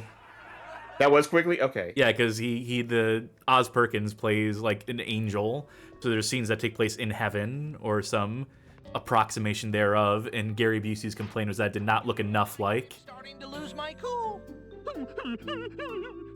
the heaven he saw when his life flashed before his eyes. I didn't think the ghost would... That's not fair. Good, Scoob. I didn't think the ghost would, like, go through the wall. Well, they're incorporeal. Scooby that. Like I... Other door on the other side, yeah. Is this really a safe space to save if they can just go through the bookshelves and... Well, we're gonna do it anyway, because I don't want to start over if I die.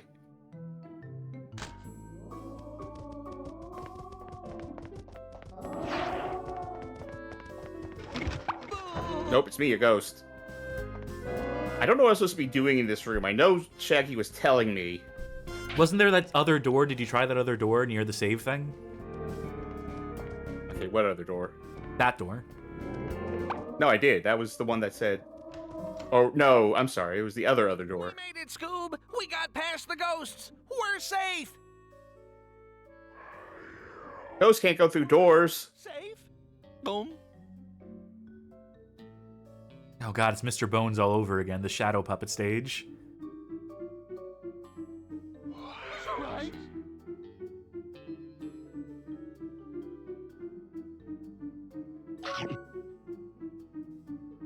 Sure.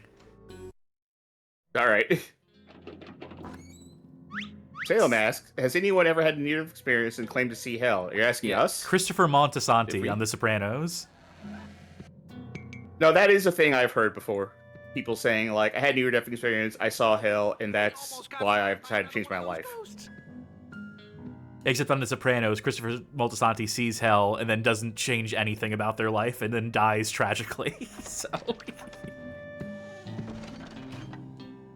Is it just me, or did it walk kind of funny? A ghost? A rock? So those other ghosts are real, but this one's a fake one. Granted, we were called in about the other ghosts. We found a way into the basement. Oh.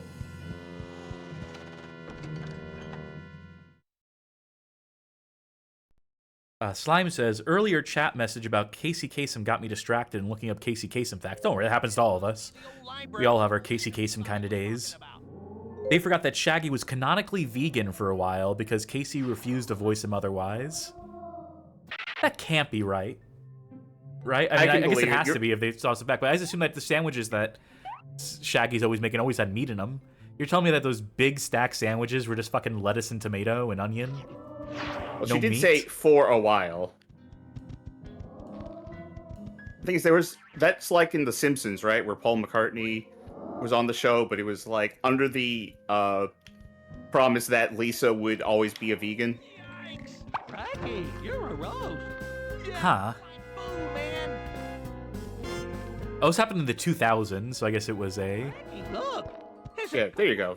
Oh, it's a clue.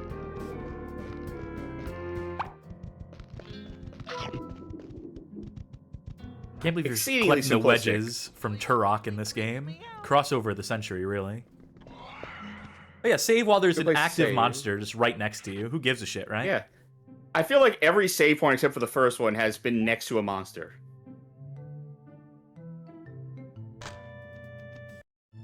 What is that clue we got? Oh, footprints. Where? I don't know. It was a photo of footprints, so it could be any footprints. We'll get a mold of... No, it's a photograph. Well, shit, what's the point? Slime says that he quit doing Shaggy because he refused to do a Burger King ad. I can see Burger King doing a Scooby-Doo collab. They like to do those stunt sandwiches with like 20 different patties on them, right? I mean, I guess not Dagwood really. is more like the stacker, is the known like stacker snacker. But you know, I think Yes, like, he has a Shaggy makes sandwich some called pretty the tall Dagwood. sandwiches, yeah. Oh yeah, absolutely. But like, you know, he doesn't make burgers. He makes like big stack of salami, a big stack of bread, and some mayo. I have a feeling the stealth doesn't feel like matter this much is- in this game. I feel like you can just run through every encounter. More or less, yeah. I found the... Oh, okay. You remember way back? Yeah, the locked door. You got the hideout key now. So how is this for baby's first survival horror type thing? It's not even what this is. Like I said, it's not survival horror. It's just sort of like... It's like a collectathon of no jumping. Like I said, exceedingly simple. Okay, so wait a minute. Was the hideout before this room or after this room? I think it was before this room, because I think if I go back in here and go to the left, there's going to be nothing. Well, a key's not going to fix that. Oh, wait. Yeah, it's back here, and then the other door... Yep. I think go through there, and then it's the door there, because the cutscene happened right before this, right? This is where we just were. No, this is not where you just were. I mean, you were here previously. But you're going back to try and find that locked door, right? So you're going to have to backtrack, because you saw the guy walking into the one room. Going back to a locked door, yeah. Bob saying that they thought Baby's First Survival Horror was the Piglet game the internet latched onto for a week. Remember that week? Yeah. I still get recommended videos about that one. How do I go through this room? Is it this? Might be this. I do like the use of stock sound effects in this game. They really... I like that. I like how sneaking is... like that.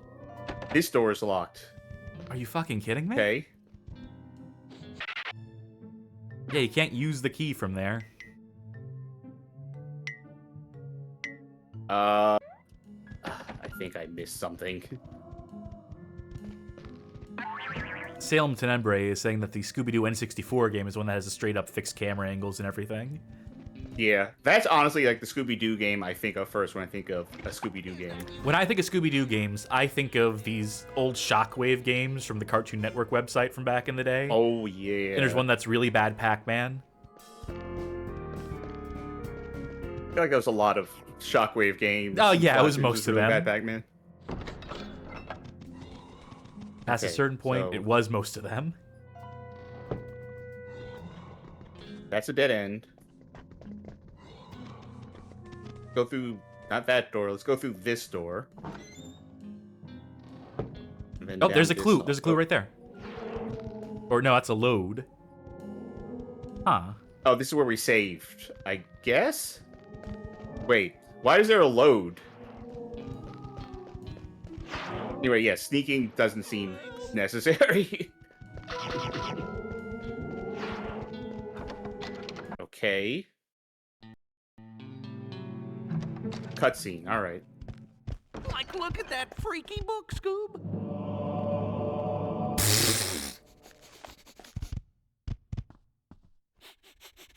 Raggy, what did you find there, Scoob? Hey, like maybe it's a clue. Zoinks!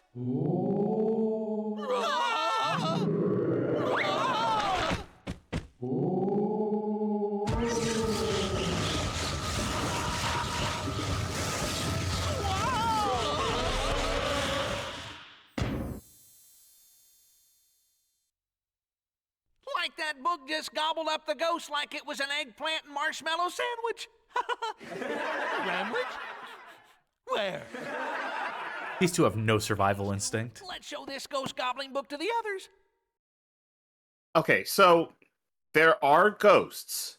The ghosts in the library are a real problem.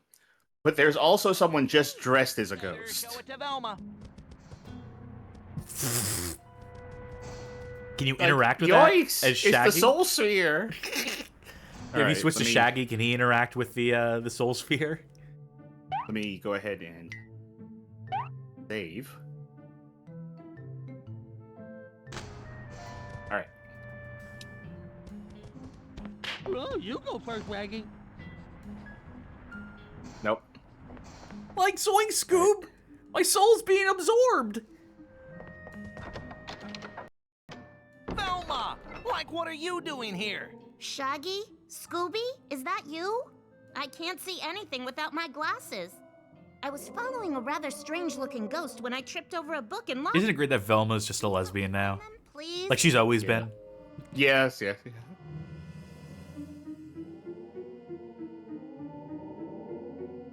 Do you see me, Velma? See this?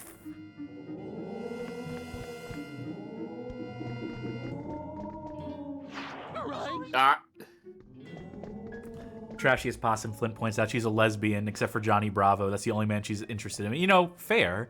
I think, you know, not to speak for lesbians, but you gotta have exceptions for Johnny Bravo. He's just so charming. Hey, you're a rose. He means so well. Oh, ooh. I don't think you can do interactables while you're in ghost mode.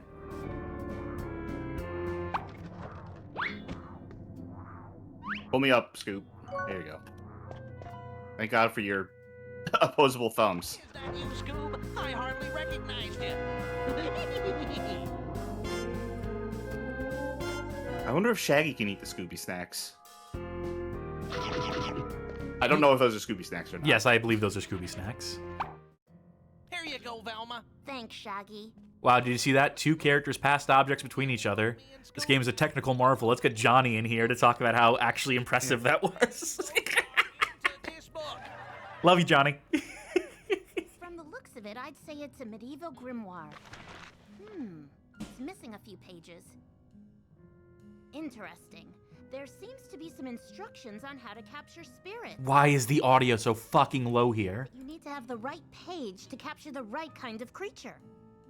Right now, there's only one page, the ghost page. All the pages for other monsters are missing. The more pages we can find, the more kinds of enemies we can gobble up. But it says here you need to charge up the book with magical wisps first.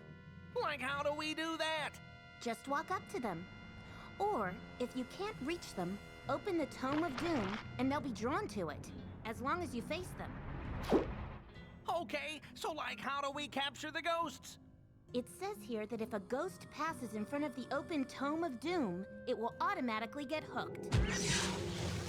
Once you've got it, you have to reel the enemy into the book by bringing its energy down. Hey, gang, I think we're messing with forces like far beyond our ken. Hey guys, try catching the ghosts over there. Be careful though. If you get attacked, the ghost might break free. Wow, she's so nonchalant about all this. Velma, where do the ghosts go after we capture them? Oh, they're stuck in the Torment Nexus forever. That was someone's grandpa, you know. Whoa. Oh, this is just Luigi's Mansion, isn't it? Oh, you have to tap the button that's on the screen. But yes, past that, I guess it is Luigi's Mansion. The fact that the sandwich thing popped up, I thought that meant that we put it as the salami. Is gonna be one tasty sandwich, Scoob. You got a blue ghost. You got a green ghost. Yeah. Like I got it. Do you think eating ghosts is vegan? Probably not, right? Probably not. That's an animal byproduct. Animal being human.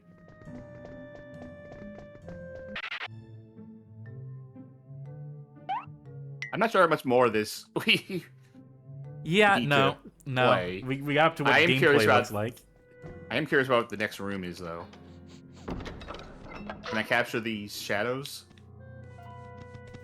Wasn't there a shadow in this room? Yeah, Yep, right there there. it is. Not yet, because you don't have the page in your book for it. So this is not a ghost then. Well, not until you've... Oh, there you go. And now Oh, you never can mind. capture it. Yeah. Like I've got one. What?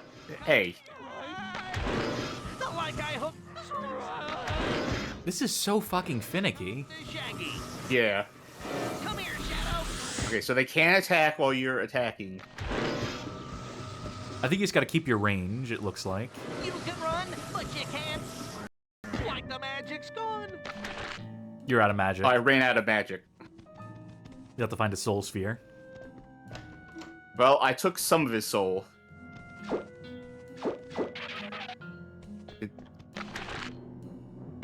I wish it was easier to tell, like, okay, now I have this much. Top right corner. Yeah, but the thing is, if I don't have the book out, then I can't see that. So if I go into an encounter, like, I'm like, oh boy, here's a ghost, and like, oh wait, I have nothing. I think that'll do it. I think that'll do it. Yeah, I was going to say, it's not going to be a problem for much longer, because that'll do it for Scooby-Doo Mystery Mayhem. Which didn't seem, like, you know, the worst. Did not seem like the worst game. Didn't seem very good either. No. Like I said, exceedingly simple, even now that we've added the ability to do a thing. Well, speaking of doing a thing, whose turn is it? It is... Ooh, whose turn is it? I think it's my turn. Let's see, like, we can count the games. 1, 2, 3, 4, 5. Your turn. Yes. To play... Chance time! Alright. I'm gonna go... right, middle, left. Okay. So, who's playing? You. Okay. What's the theme? Driving. Driving. And what's the console? Nintendo N64. 64, which is also new to the wheel, because I decided it was time to lift the embargo on it. You know, the problem is that not every N64 game emulates great, and we don't always know until we get in the game. But hopefully, I can scrounge up a functional N64 driving game. I know one I could just go for straight away. Like, no, I can do that one without any sort of second thought, but I feel like I can do... The one you have highlighted right now is one that we did on one of our earliest streams together. That's true. We did do that on the N64 anniversary stream.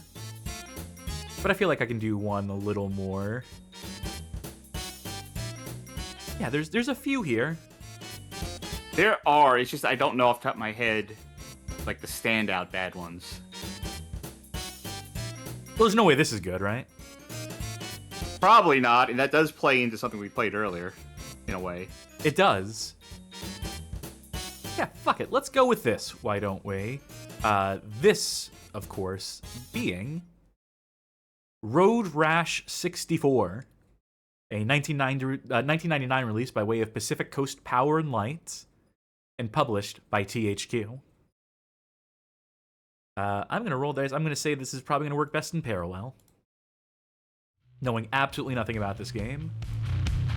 Oh, I'm absolutely going to have to adjust that volume. Oh, we're going to get... Copyright ding for this? Who's to say? I can't tell. I didn't press start in time. We're getting demo. Make sure someone updates the Twitch category, by the way, because I'm Road Rage 64. Or Road Rash 64, I should say. Yes. Is this White Zombie? No, I don't think it is. Let's go to the... Oh, right. Nope. Game resolution, wide, letterbox, high res, normal. I'm going to turn these down just to be safe. Yeah, just in case. Yeah, this is probably licensed. Yeah. Control setup. Okay, wheelies, braking, accelerate, taunt, punch, backhand, kick. I really should get the N64 controller out for something like this, but... Level 1, race 1. Or race 2. Let's go on a milk run. You know, I gotta say, Cass, you just played your hand you knew. Using an N64 controller. Oh, right. Fuck me. Firecracker 400, Rattler 600, Razorback 650. I'm gonna go with this gal. Yeah, wear a helmet.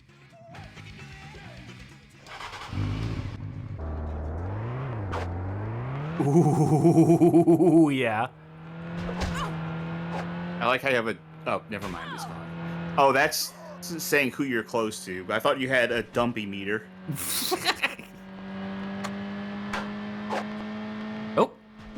do have the tire iron. You have 3 of 11. You have 4 of 11.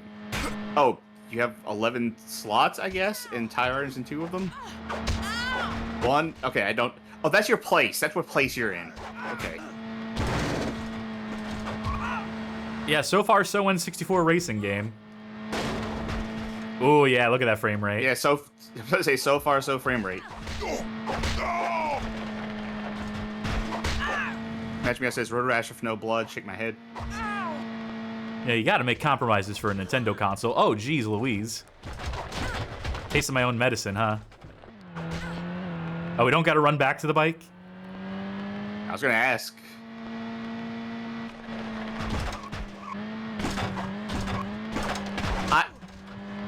Something about terrains on, like, N64 games, like rolling hills in an N64 game, I like it. There's a nostalgic feeling to, like, that huge muddy texture, kind of like rolling upwards. Whoa, okay. Rolling upwards at sharp angles. Like, thinking about stuff like Body Harvest. Oh, yeah, absolutely. And, the whole N64 reminds me of hanging in my cousin's room with the Christmas lights on, the lights off, the smell of weed permeating the air, and playing fucking whatever he had plugged into his N64. And rightly so, rightly so. Those sound effects are so fucking loud, by the way. Another game with completely variable audio levels, but let's move on to race 2, why don't we?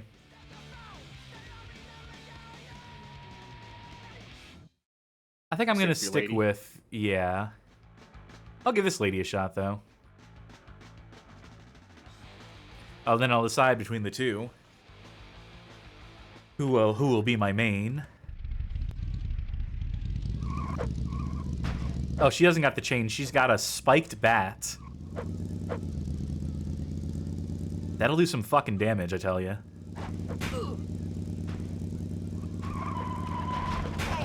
Do you think there's any unlockable characters in this? There's gotta be, right? Probably. I do like causing big accidents. I do like causing, like, domino effect and seeing everyone sort of, like, crumble to dust behind me. The L button has some taunts. You ever play the modern take on Road Rash, Road Redemption? I own it. I have not played it. I hear it's not great. I played a little bit of it, and it's fine, but I kind of wish it wasn't a roguelike. Wish it was just a game. I saw something red flashing over there. It's got me so curious. What do you think this is?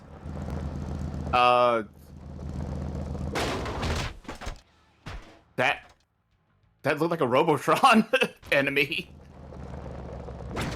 It's some sort of collective... that? Oh, it is. It's a weapon upgrade. Oh, it's a... I feel like that's not going to help you. Now that you're in, like, dead last. I can catch up. Huh. That... Whoops. I'm behind enough as is. I'm just gonna...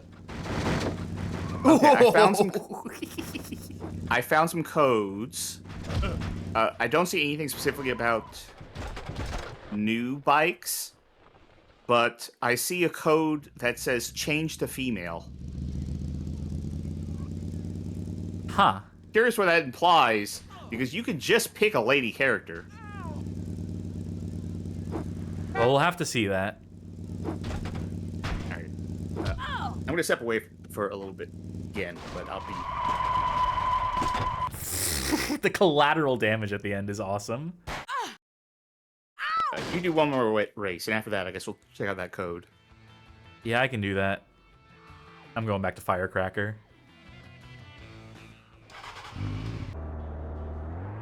Yeah, so far I would say this isn't what I would call good. The fact that to get weapon upgrades, you need to drive off-road and basically sabotage yourself. When the default weapon seems entirely fine. Also, I think one of the bikers was called Cass. I think I KO'd Cass. I hope I do okay. I hope I recover all right. See, I'm the last place one right there. Time to take myself out the game. Or I'm somewhere in this mess of humanity here.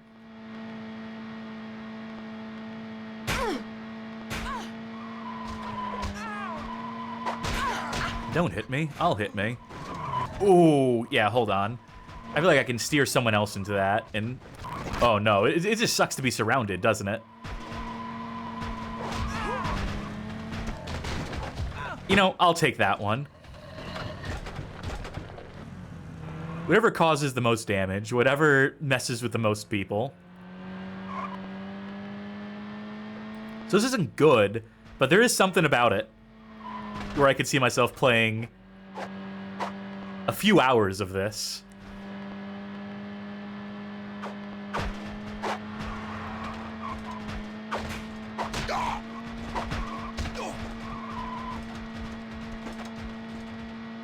Man, this... Oh, yep, first. It's great how you can never tell when the race is gonna end. That there's no, like, starting line, finish line. Anything to indicate, like, any sort of forward momentum. Alright, we were up to race 4, right? Average opponents... Wait, hold on. Okay. So you do have... too many cops. Oh, you have to balance these two out, I see. We want them average. I'll keep them on average. Can I have heavy traffic? And give me lots of pedestrians. Yeah, there we go. Now it's going to be deadly. Now we got a death race going. By the way, I did link you to I put an image of the full list of codes over in our stream team.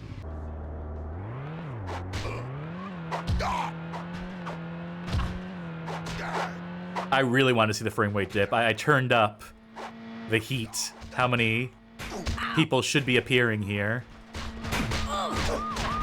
And there we go. It's already paying off. So you can hold your attack. I'm holding C down right now, and I'm primed. I'm ready to go. And when I let go, that is when I actually initiate the attack.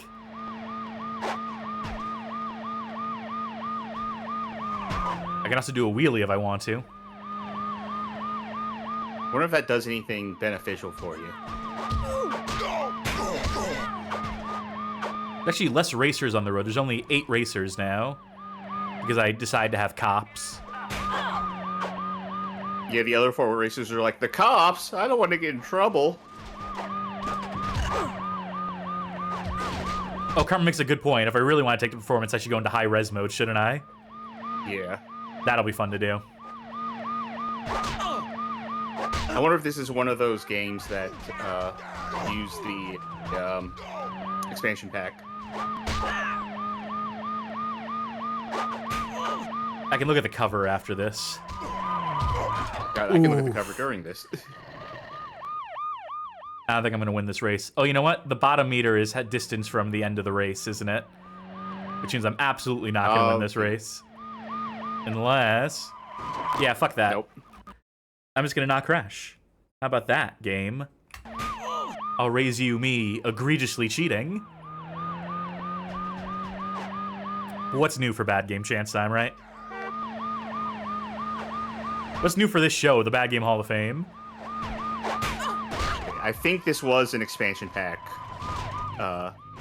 compatible game. Still only came in 3rd. They overtook me at the last second. Brutal. Okay, options. Codes as well? Yeah.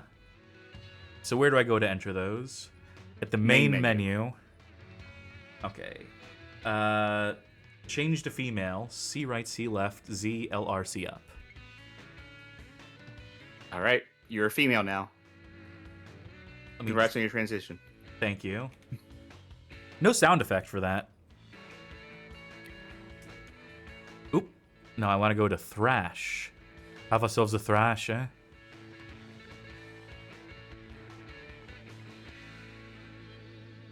Do you think that's is that a lady now?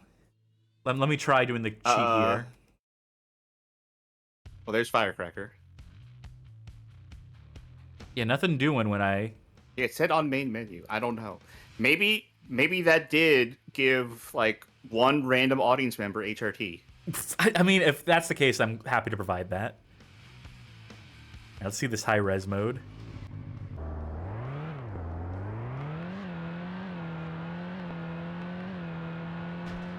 You know, you can tell it's a little higher res. In your memory. Doesn't look like it's running worse per se. No, not really.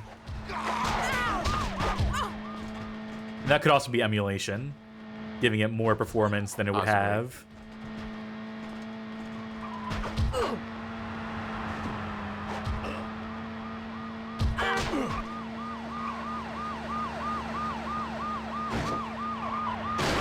Oh, God. You think my bike's all right?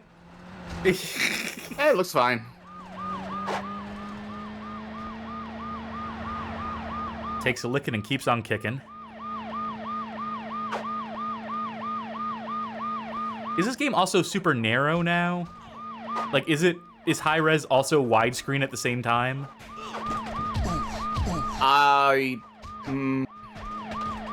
You know what? I think parts of this are more narrow. Yeah, I see what you're talking about. Yes, definitely.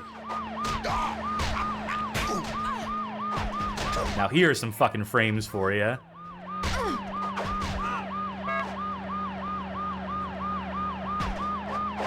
After this race, I think I would like to see if the debug mode code does anything.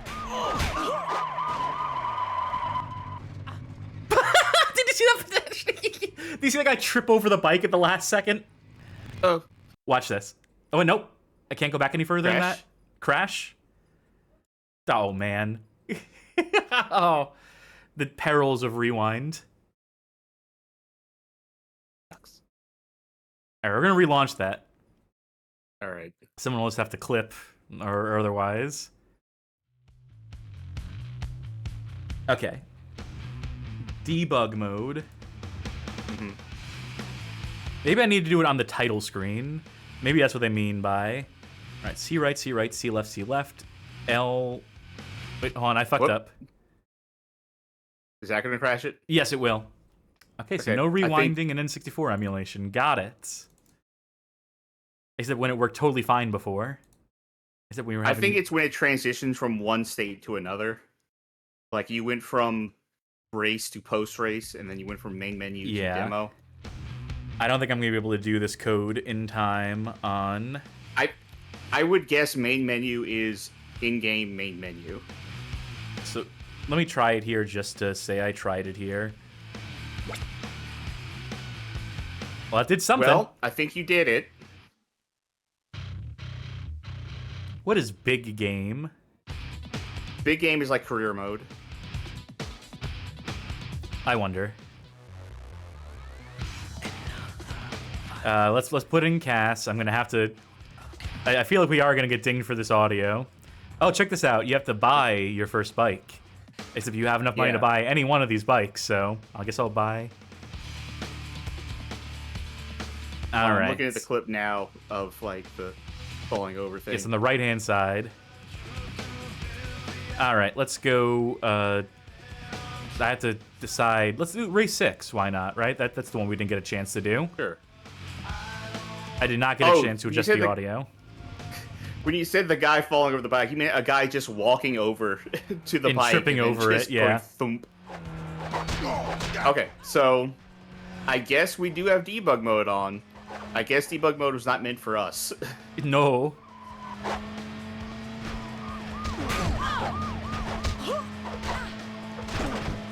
Bonked by Cass.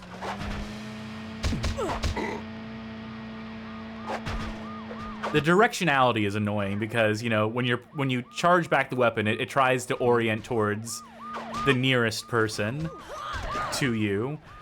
But, you know, if you're holding it and you hold it in the wrong direction, it doesn't auto-adjust or flip when someone on the other side of you overtakes. Not that this is really a problem. Just the combat in this game isn't necessarily what I would call deep.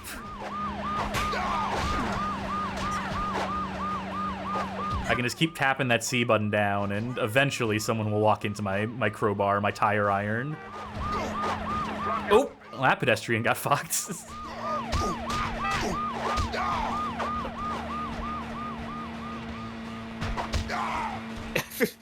That other guy's just like, wait for it, wait for it. He wanted it. That was just a car accident that we drove past. That was a car that had hit a pedestrian and come to a stop. Oh, I noticed now that Luis posted the video I was talking about back in the Scooby-Doo section into the Discord, so thank you. Most wanted, crashed one cop. Hey, I qualified. That's great. I don't know, like I said, I could play this. I could continue to play this, even if it's not very good. Even with blue bars all over the screen that we put there? No, I think I will clear those, and I want to do a little bit. Well, first of all, let me just turn this down for the umpteenth time. We'll keep it on normal. Mm-hmm. And then some multiplayer. Why don't we? All right. We got Thrash, we got Laps, Ped Hunt. Oh, I don't... Run over pedestrians. I don't... Deathmatch. Give me a second before you do this. I'll make sure there's a second controller plugged in.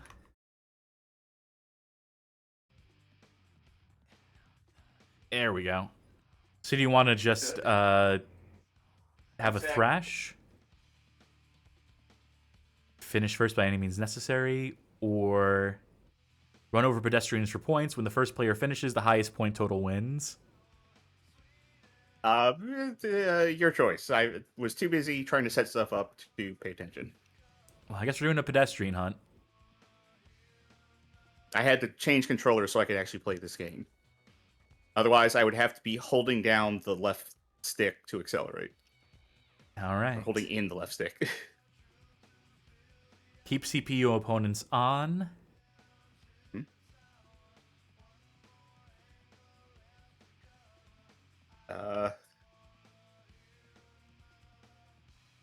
I'm going with my girl. If you had a rumble pack, now's the time. Gotcha. What are my controls? Z button to accelerate. Then the C buttons to attack. You can wheelie with A, but I didn't see a use for that. How did you change weapons? You pick them up. Okay.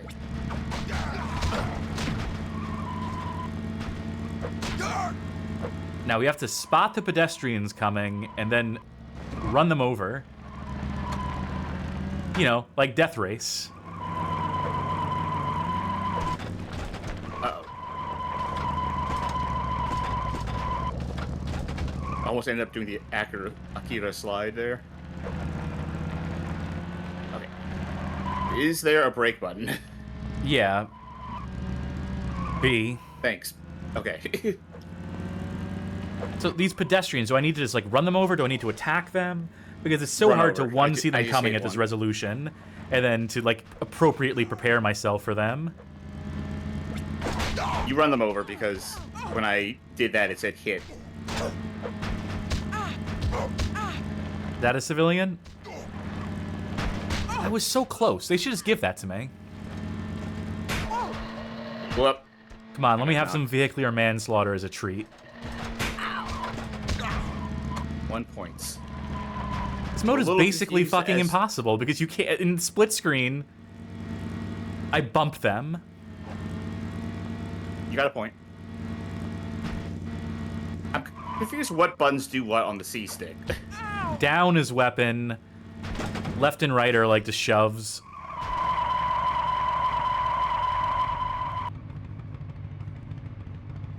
Nice tie. Beat by the CPU. Okay, let's just do a different race, a normal race. A race-ass race? Yeah.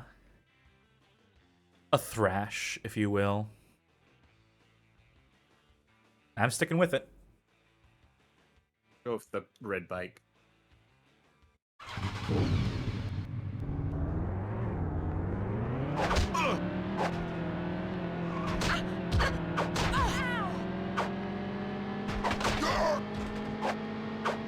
Gunning for you.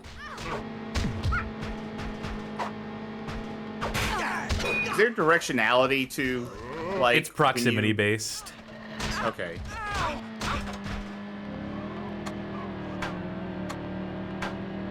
I'm charging up my bitch slap. Changes the weapon. Kick, I think, is on C left. Oh my god! Oh, yours was more impressive than mine. Yes, it was.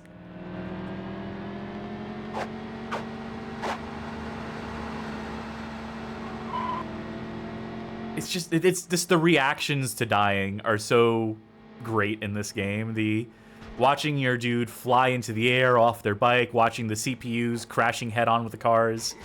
I don't care how bad this game is. There's something deeply satisfying about it.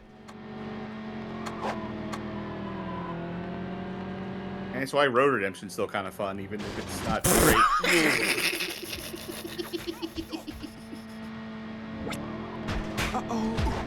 Oh, I supercharged my fist. Now it does 4 times the damage, apparently. Hope I have an opportunity to show that off before the race is over. No. There's a code on the main menu to turn on 4 times damage, apparently. Just at all times, always have the quad damage on. Yeah. Oh, You steal a weapon? Evidently. Yeah, I stole 1 weapon, apparently.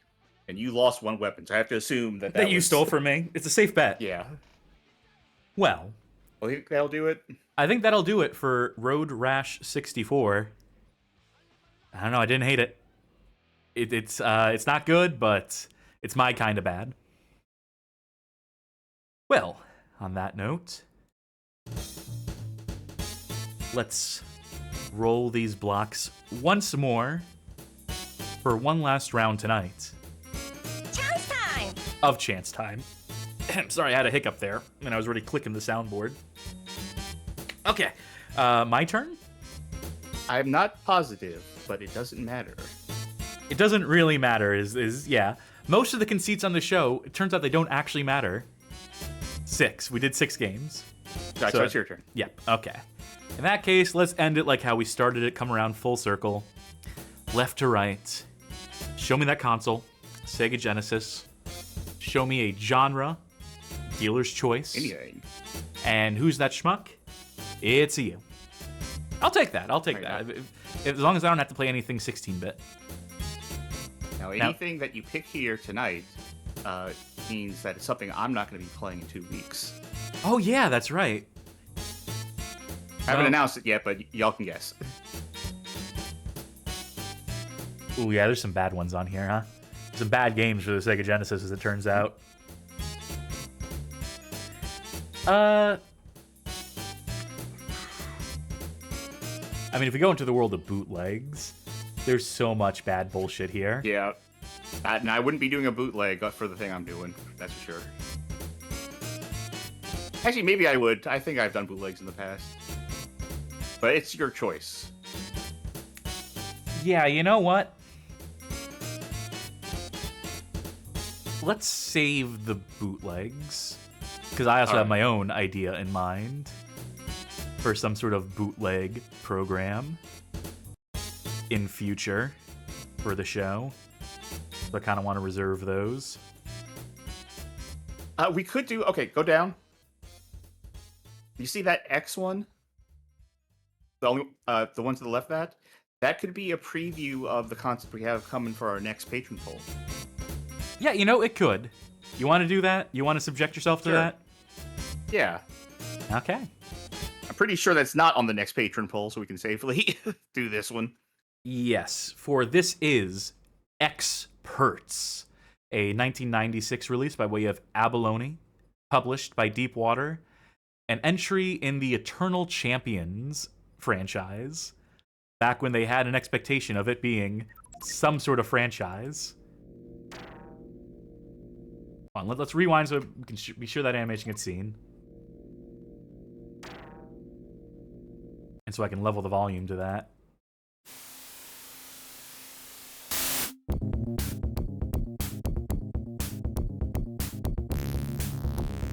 Hold on. Dial it in, Cass. Find that volume.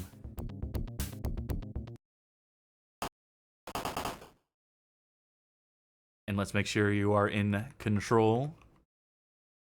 That I am. Yes, you are. All right, cool. Ooh, a main menu. Yes, please. I will. Try start. Yep. Genesis doesn't have that many buttons. That's player. That's Huh? one. There's no A button here. What is with this fucking... Okay. How do you want it? A, I want on cross. Yeah, that's a good choice. Circle B, B. I want on circle. I can do that for you. Square is C. Well, no. C, I want C to be on R2. Sure. Trust me. C. All right, and assuming this is an XYZ game, I want X to be on square. Okay. Y to be on triangle. And Z to be on R1. I think that's how it is set up there. Okay. Right bumper, yeah. Okay. All right.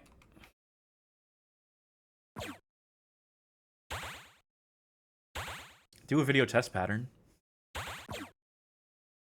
That's working. Happy Pride Month. Viewers at home can adjust their sets to that. Yeah, so... Don't be cute. ABC is what they're saying, yeah. Yes, I know what they're saying. We have X and Y. X and Y. Okay. So punch, kick, block, and then weapon and action. Okay.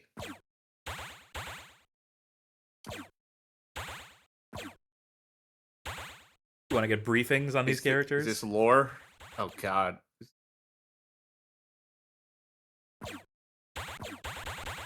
What about a recon unit? Okay. Wow, they really thought they were doing something with this, huh? They really thought they were like making a real video game. Little did they know. I believe that the terrorist goal is to steal our technology and sell it to the highest bidder. They're currently searching Aqua's databases for classified information. Choose your agent. Time's ticking, apparently. I'll go with Shadow. I think I like playing this. Oh my god, get a load of this shit. Yeah, there. No, here. No, there. Occupied levels are invalid. Start at the top. Elevator is an invalid target. Start here and we'll work our way up.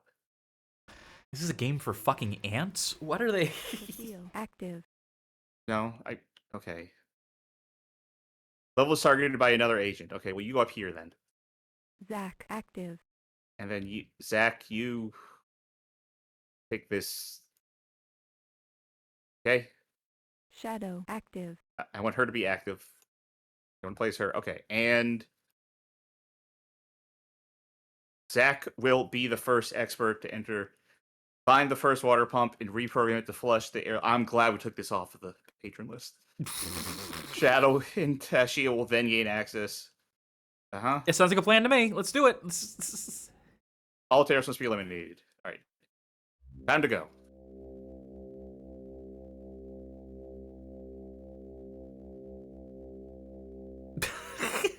Is this security camera footage? Are we just observing? Hey, don't worry. Those airlocks are secured. You don't got to worry about that. Active. Oh, because he's the one who enters first, I had to select him. Yeah, that makes sense. Oh, this is... You know, Eternal Champions looked pretty good. He looks like one of the guys from Small Soldiers. Yeah. This does look like pre-rendered graphics, but with, like, toys. Well, if this is a real guy, they actually motion captured. And he says a horrible haircut and skin condition and mobility. Excuse me, I'm trying to browse the web.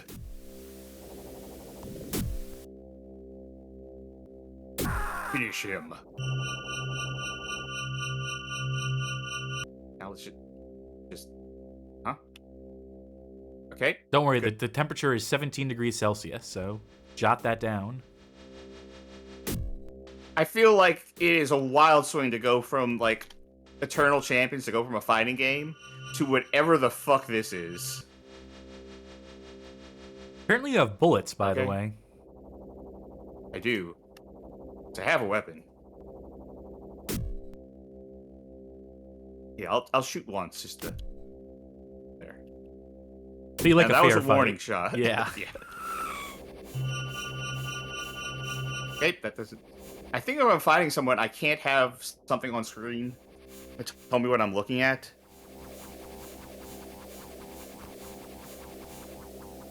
Can you interact with any of these machines, like to shut off things or what have you? Where am I in relation to everything here? I think you're on the fourth floor, right? I don't know, because I selected those things, but like I don't see myself on the map. I was about to, honest to God, point to the screen like a fucking idiot. I think you're the one in the middle, the yellow dot in the middle on the fourth floor. I think you need to go right. If you look at where it says objectives, I think there's something on your right. That's where I put Shadow, though. I'll pause the game again and see how, if you're closer or further to that blue thing. You ever have your underwear kind of like getting your butt crack and you're trying to like not pay, like bring attention to the fact you're trying to get it out? Pause. Yeah, you're getting closer. Okay, yeah, that's me. So, what am I getting closer to is the question. The objective. Okay, So, right. Secondary mission active. Oh. Oh, that's your primary? Yeah, do that panel.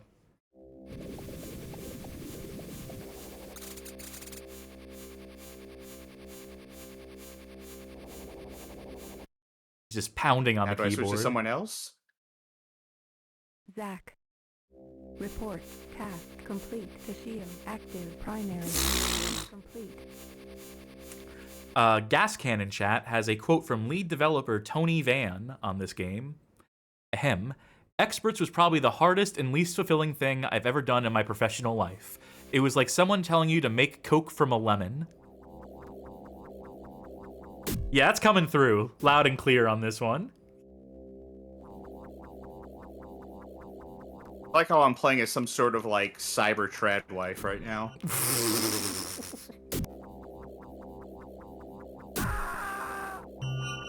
I did not realize there was up and down movement until you started playing as this character.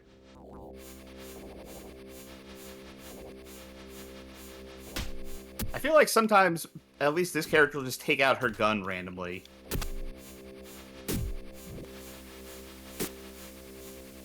Would you believe if I told you this doesn't control well? No.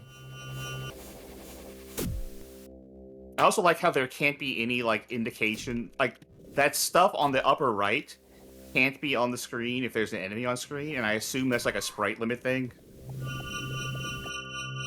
Or they just didn't want to program like you getting interrupted doing something. Also, I don't think you need to interact with that.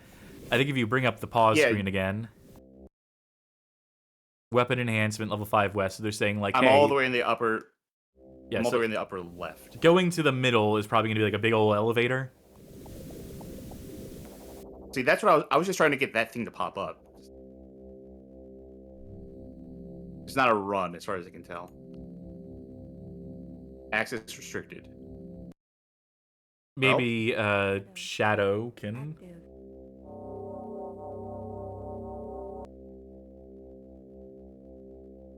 Can't interact with that.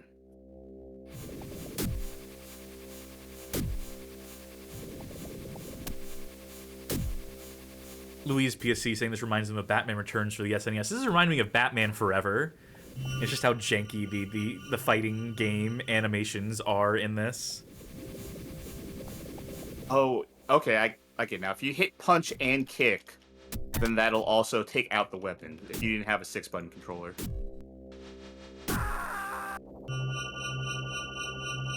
Yeah, the amount of work they had to do to map 6-button games to 3-button controllers that they had to do for any game that was to feature 6 buttons made for some of the worst controlling video games of all time. If the you were first time stuck. I played Street Fighter 2 was on a Genesis with a 3-button.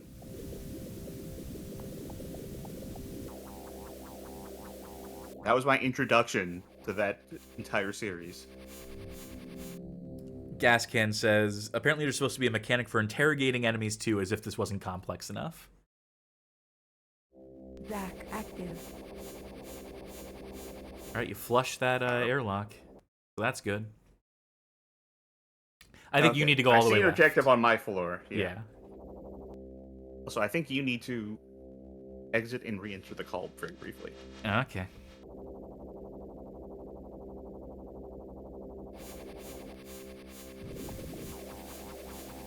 Just another couple weeks. Yep. All right. Not much opposition on this floor. All right. Do it. Hit the button. Oh. Gotta love that Genesis sound chip, huh? I just want to leave this so someone can make a GIF of it. All right. I think you want to get your other characters on that elevator. Yes. Oh, wait. The elevator is... It plummeted to the ground. Everyone on board died at the bottom of the shaft. Active. What? Oh, it's coming back up. Presumably.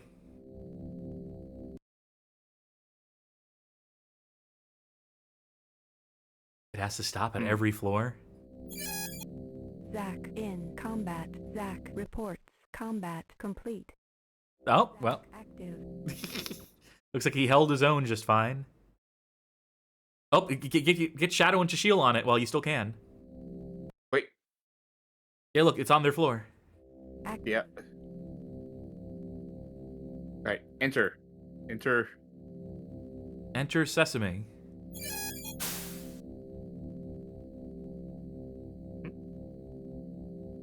Do you remember?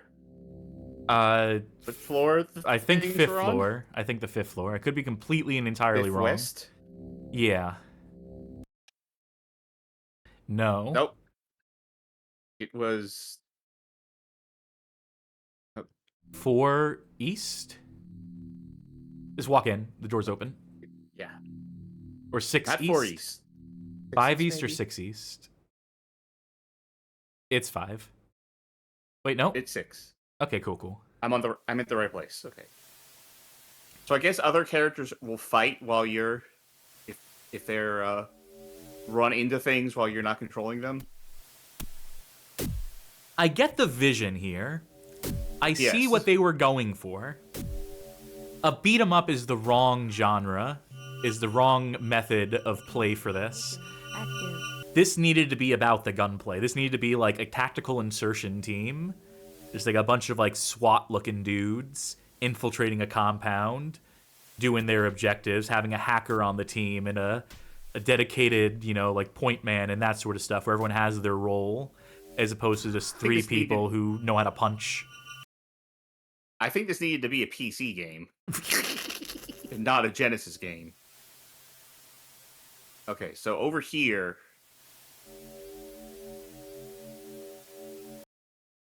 No? Take the mainframe offline. Oh, there you go. Huh? Yeah, this really I'll feels send like Shadow. This really feels like some Floor DOS one. shit, doesn't it? Yeah. Like, I don't know if this would have been better with more buttons, but Healing Mind redeemed to say something nice. So, Kashio, in. I mean, I have nice things I can say about this. Come on. Active. yeah, go for it. Well, I want you to do one, Oh, since you're the one playing it. ambitious. Yeah, good enough. I was gonna say, it's neat switching between characters in real time, each doing their own thing, dividing and conquering. Warning. A lot of games of the 16-bit era didn't respect your time. If it was a game as big as this, a game world as big as this, you'd better believe it was one character having to go from the bottom to the top and back again and having to go through each floor in real time. At least in this, you can divvy up responsibilities between your 3 characters and be like, okay, I don't feel like taking this guy all the way to the center and up. I'm just going to switch to the person who's already on this floor. I would rather just be one person so I didn't have to, like, hear, like, micromanage. Warning, Zachary in combat. Active. And what am I doing? This? Am I doing this? Am I here? Yeah, this is a secondary mission that you're engaging with right now. Alright, I think a shield still has something she needs to do up here. To the right, maybe? Or no? And Zachary, why don't you go ahead and get on to Active. 6 West? Yeah, that looks about right. Do they have numbers on that screen for each of the floors? They really need to put the numbers on this fucking floor. Like, on this screen, I mean to say. So you having to identify that shit from sight, having to count it out every time is so brutal. Is it this one? They probably should have had indicators above the things you actually need to interact with. Yep. Mm-hmm.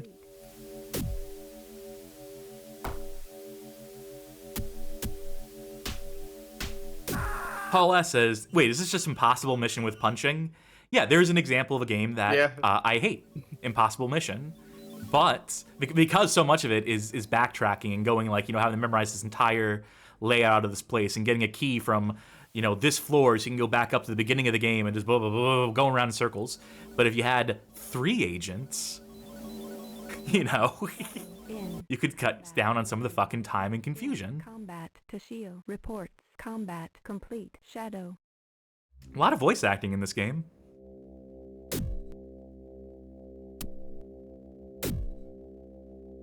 I really don't like this babysitting system, though, because she did take, like, 10% damage. And oh, fuck. Oh, everyone's about to get it, aren't they? Look how many objectives just popped up. Look how many enemies popped up. Active. Trust the CPU to handle itself in its situations. Wait. No, Zach is the wrong person. To shield. Sheila is up here. Active. Warning. Shadow in combat. I'm telling you, Shadow will be fine. Shadow has the least amount of health. Warn Zach in combat. Zach. Report. See, why couldn't your CPU just do that on its own? I'm trying to see where I need to go next.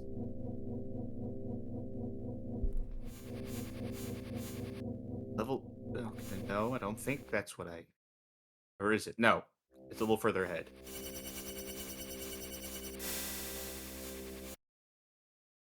Alright. Who's doing what? Zach, why don't you get on the elevator?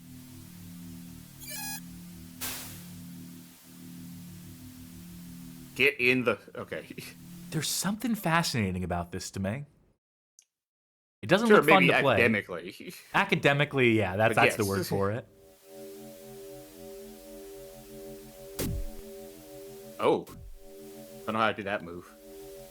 If this was like... Get out of here. If this was a shooter,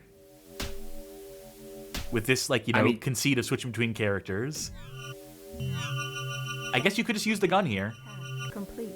Yeah, but it's not great, and you have very limited ammo. Alright, is this it? Because there was a... Okay. Right, and she's got a second thing on her floor as well, to the right. Shadow needs... Can you get the characters to meet up? Though, because... Can 2 characters coexist on the same floor? No, because you notice when I'm on the elevator, it will say, like, you can't go to these floors, and those are the floors that have someone on them. Complete. It's like Martian Gothic rules. That's the game where if you walk into the same room as another player character, the world just ends, right? Am I remembering that correctly? It's not really the world ends, it's that all your characters die. If they're in the same room together. Louise PSC landed on the same thing I did, almost in real time. Secondary.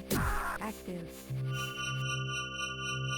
Okay, so she needs to go up to 2 west. There was a tooltip there that said that they changed the elevator access code. We'll see how that plays out.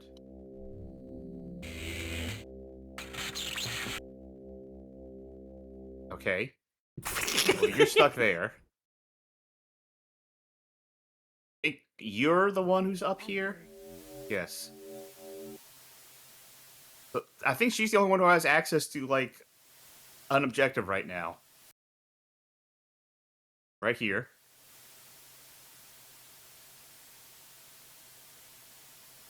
If And all I can do right now is just twiddle my thumbs. Yeah. How's, okay, he's... Zachary should just move somewhere else right now. Get closer to the elevator in case I need him to go somewhere. Assuming it's not electrified. Go close to the elevator, not at the elevator.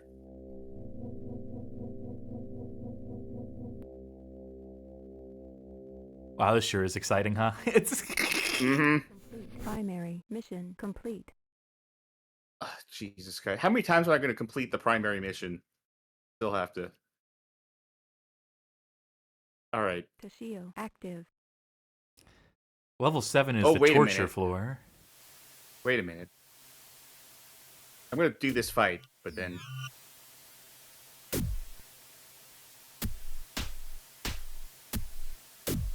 Get out of here. God, this really does fall apart when it gets to the fighting part. Okay. Active. Zachary. Why don't you go here? Okay, I can actually tell them specifically, hey, I want you to go somewhere. So you can play it like a strategy game and not have to engage with the combat at all. Maybe, possibly, probably not. Toshio active. Probably not, but let's see if they can figure their way upstairs.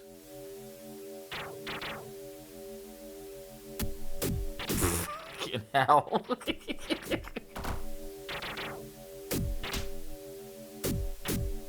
These are like the security this was a bots. fighting game. Yeah. Security bots from Chopping Mall would be ashamed of their brethren here. Alright, how is my team doing in terms of they've not figured this out? Zach. Active. Oh, it could be the elevators are still. Yep. Oh, it is. Well, there's not much more I can do. I have no other points I can... Toshio. Do you have someone on level Is 7? Toshio also blocked? Alright, that works. Oh, she's on level 6. Does Toshio need to go take care of a... She needs to go to level 7 west. Okay. Buttons. Yeah, you gotta go to that panel. I wonder what combination of buttons you have to press to, like, activate something if you were using a 3-button controller. Oh my god, they littered this floor with enemies. Not that it matters, not that fights, sir. Also, your health regenerates very slowly, but it does regenerate. I wonder if once I activate the thing, that the AI will kick in and say, okay, so you told me to go to this floor, so I'll do that now. It might. It might remember commands. It's like, there's 2 fights between me and the thing I need to activate. No, there's 1 fight between you and the thing you need to activate. Oh. Someone honked outside, and I can hear that from my floor. Oh, I thought that was the game.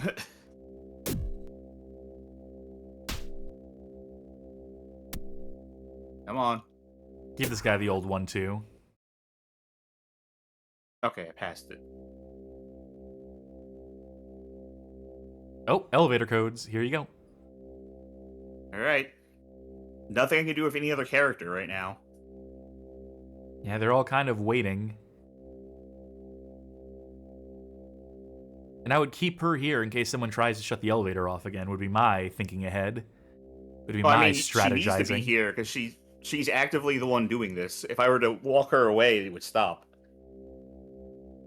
No, what I mean to say is that if this is the elevator access panel and other enemies, if the enemies are sort of operating on their own schedule, on their own routines, if they have some sort of, you know, patterns that they follow.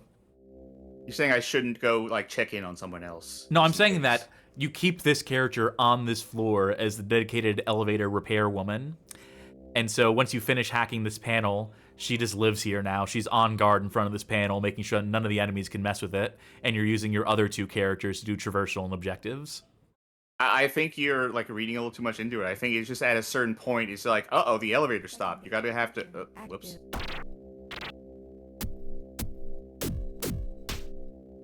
You know, there's also the benefit of having 3 characters that you can shuffle around the deck, is that you can have someone you can afford to, like, keep one character protecting the objective in a room, if such a mechanic exists.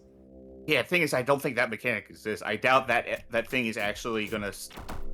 An enemy would actually, like, activate that to fuck with the elevator. I think that was just, like, a scripted thing. Okay. So, they have not... You have 5 minutes before the force fields are powered up. Okay? Well, there's stuff on this floor now, so... Force fields engaging on level 1. Yep. I want you to go there. Shadow. Shadow, I want you to go there. Are they actually doing it? Yes. Yeah, they are. And then... Tashiel, I want you to go here. Let's hope they don't shut the elevator down. Shadow active. Switch over the Shadow. I'd be so validated if they actually shut the elevator down and it turned out my strategy was correct. So it won't happen, but... Okay. Then Zachary, since you're right here.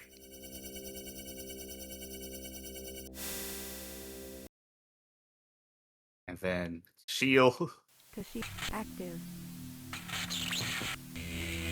Are you stuck in here? I think I'm stuck in here. And I think I need to go activate something else. Shadow. I think it's Shadow, those panels. I think they need to disable the energy generators here so that Tashiel will not be trapped on that floor, so that the force fields are down. Zach, report. Task complete.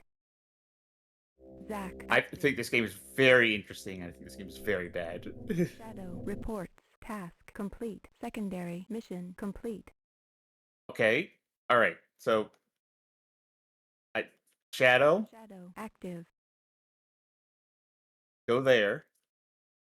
Zach active. Zachary, you can't actually go there. That's not how this game works. Do you think there's other levels in this game? Other locations you go to? Other things you do? Sheila's still stuck. Or do you think the entire game takes place in this facility?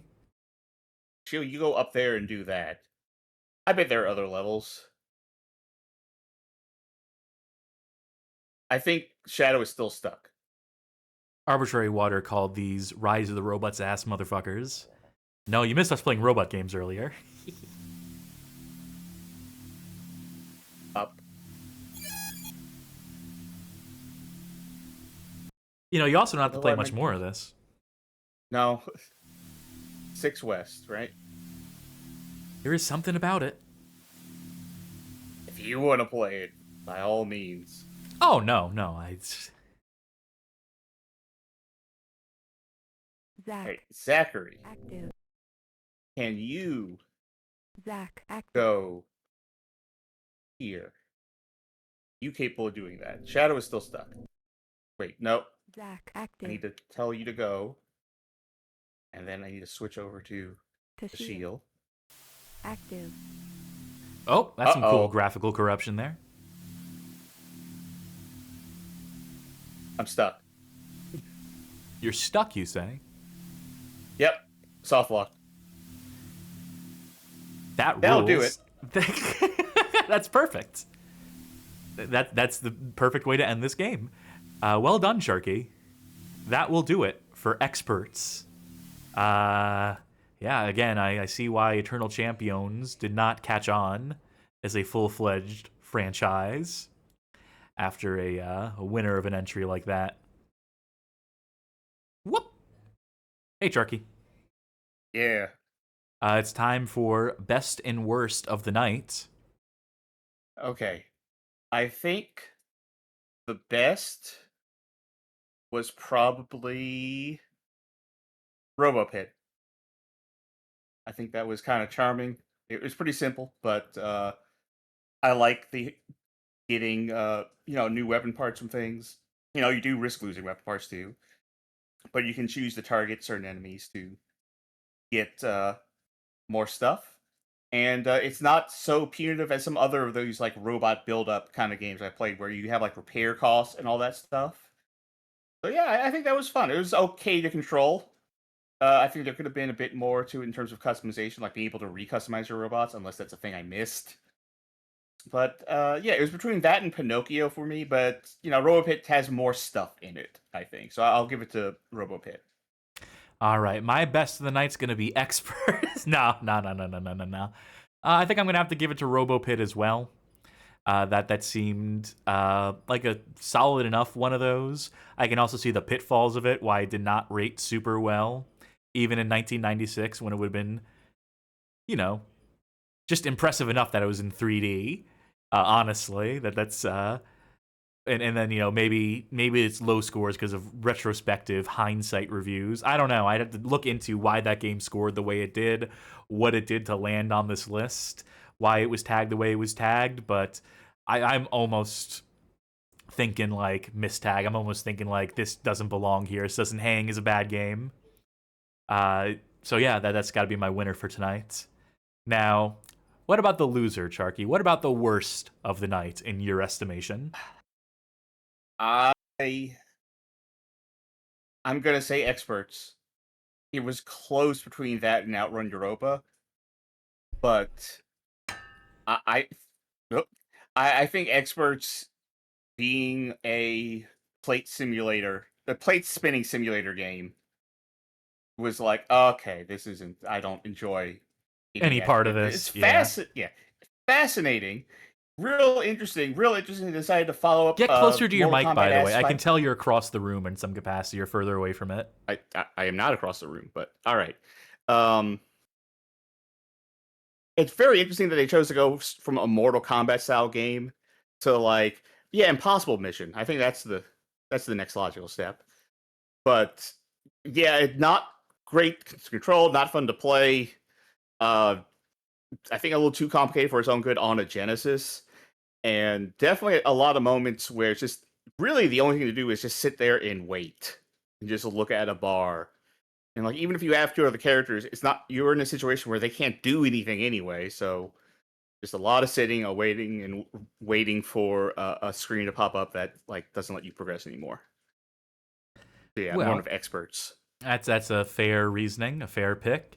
I will, for my part, go with OutRun Europa, even though we were playing with an unknown, with an invisible handicap. We didn't have access to the nitrous button. But really, what would that have solved?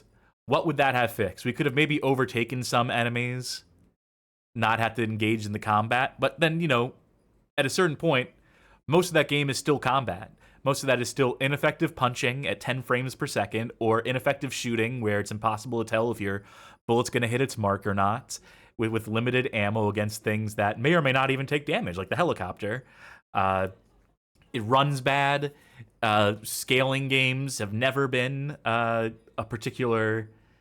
I've never really particularly cared for them. Even like classic OutRun, I think, makes me a little sick to look at. Just with that, like, that method of scaling and fake pseudo 3D movement in cars and whatnot. So I'm keen to write that entire generation of driving games off at a certain point. And yeah, it just didn't seem very good at all. And that's because US Gold barely put out anything good at all in their tenure. Probe would go on to put out some stuff that was okay at different points in their history, but nothing under US Gold. So that's the classic bad game in my mind. That's the classic pick. So yeah, that'll do it, won't it? Well, yeah, I guess so. With all that said, done, and rated, folks, thank you for joining us for another episode of Bad Game Chance Time, the 22nd, as a matter of fact. Boy, howdy, we had some highs and lows tonight, huh? We had some bad games that were kind of good, some good games that were just good, and some bad games that were bad. That's the whole gamut. And usually on Chance Time, we just get true bad game chance times, true bad game nights where every game just sucks. So there was some peaks and valleys to this one. It makes the texture a little more interesting, honestly. So, hey, I'd say we had good luck tonight. Comparatively. The bad games are still bad, though, to be sure. So, hey, folks. Thanks for tuning in. We should take a look at our stream schedule, see if there's anything else y'all might want to tune into in the near future that we got coming up. And we got some doozy shows coming up. First of all, Monday, November 10th, Casual Mondays, the show where we play not-so-bad games, engage in some casual conversation. Please to join us. It's our favorite show to put on. So please join us. Tuesday, November the 11th, we will be playing Spy Games Elevator Mission, the elevator action squeakquel that wasn't. It was intended to be an elevator action game. The marketing still refers to it as an elevator action game, and then they lost the rights at the very last minute and had to pivot in producing their Wii first-person shooter. So I'll be getting on the Wiimote for that one. We have also, that's a article on the site, by the way, badgamehallofame.com/spy-games-elevator-mission. If you want to read up on it beforehand, or we'll just recap the history during the show. That's probably how we'll do that. We'll probably just do a history section at the top of that one, so spare you the reading. Give you the audiobook version instead. Thursday, November 13th. Delayed for a week, but we are bringing it to you. This is our playthrough of The Immortal with special guest Slow Beef, who has experience with The Immortal, it being the subject of what is debatedly the first video Let's Play. So we're coming around full circle on that one with Slow Beef in tow, revisiting the glory days of SALP in some capacity. So that'll be a fun one, and hopefully a big one. Friday, November 14th, may or may not be continuation of Dead Rising Chop Till You Drop by Johnny. Again, we'll have to check in with him, see what the old baghead's up to. Saturday, November 15th, so this coming Saturday, will be the Girl Games Gauntlet, hosted by Charky with guest Devious Vacuum. Looking forward to that one. Speaking of reliving old something awful stuff, Devious Vacuum was the person who ran the Girl Games LP back in the day. So this is, again, a revisit of that sort of thing. So I'm very much looking forward to that one as a spectator. I will not be around for it because starting at around that point, around that weekend, I'm going to be prepping to ship off and move again. And that's going to take me out of commission for a bit. But yeah, so I got some things lined up, planned for me and Johnny and Sid. That includes a patron poll that I'm not sure when exactly we're going to launch it, but that should be soonish. Definitely soonish. So yeah, stuff. And I did. The last thing is I did mention that the game we just played, X-Perts, leads into that patron poll. That's because it's fighting games that had games that weren't fighting games. Yes, fighting game franchises that had weird spin-off series, entries at all, that dropped the fighting in favor of whatever else, whatever other genres they chose to pursue at that time. So, and we'll announce those when we announce the Patreon poll. Yes. But that's a look ahead a week. That is as much as we're willing to reveal for the time being. Which brings us to the end of show plugs. Hey, folks! If you like what you saw here tonight, you might consider joining our Discord community, the Game Room, at discord.gg/bghof, a community of connoisseurs. Talk bad games, good games, every game in between things that aren't games. Join our Bad Game Club, our monthly Bad Game of the Month club, where folk are currently playing through Mylan's Secret Castle for the Nintendo Entertainment System. Help folk solve that one. It would be nice if we could do it like old school Draga style, have people sharing tips with each other. But I think people are just using game FAQs. I think people are just using walkthroughs on their own for that one, which is probably the right way to do it. It's probably the efficient way to do it. Anyway, get in on that if you like playing bad games, having an excuse to play bad games, and sharing your thoughts with the community on it. And hey, if you really like what you saw here tonight, you might consider financially supporting this thing we do, pledging on Patreon, subscribing on Twitch, becoming a member on YouTube, any or all of the above. Will grant you access over on that Discord server to a Patreon Saints channel wherein you can vote in polls like the one we're going to be putting up to determine our next playthrough. You can, geez, I keep blanking when I get to this section. Sharky, is my brain damaged? It's always this part of the plug that you can make suggestions that help steer the direction of the show. Yep. Gain access to exclusive content, backlog of VODs that we're working on filling out, and extra goodies. And also, you will be recognized and appreciated by us for your contributions, for helping keep the lights on at the Bad Game Hall of Fame Enterprise. If you can't financially support us, we completely understand. Have you seen the economy these days? Hey, you're still looking for a way to help the show out. That is free. It is free. You can go over to our YouTube channel. Find your way on over to our suggested viewing playlist. It's 20 handpicked episodes that we think make for pretty solid onboarding onto this show of ours, this thing of ours. Share it with folk you know who you think might appreciate videos about video games in the 3 to 4 hour range. Or maybe you know someone who's a big fan of fighting robots. Maybe they will get something out of the Robo Pit segment, and maybe even the Headbuster segment. Who's to say? We leave it to your discretion, dear viewer. Okay, with all that out of the way, let's see who's streaming, who we can send a raid the way of. You know what? Let's send folk Smite's way, as they are playing Sonic Rumble, which I hear is not great. I heard it's very microtransaction-y. So maybe they're dealing with that. Maybe they are. They'll tell you all about it over in their chat. Let them know the Bad Game Hall of Fame sent you, so on and so forth.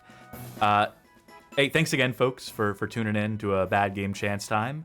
Thank you for choosing to spend your evening with us. Thank you for continuing to support our endeavors here, our show that we put on.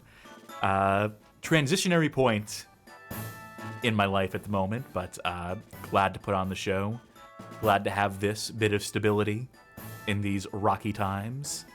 Even if it is Bad Game Chance Time, even if it does mean some amount of suffering, I suffer for my art. On that note, goodbye. Good night, everybody.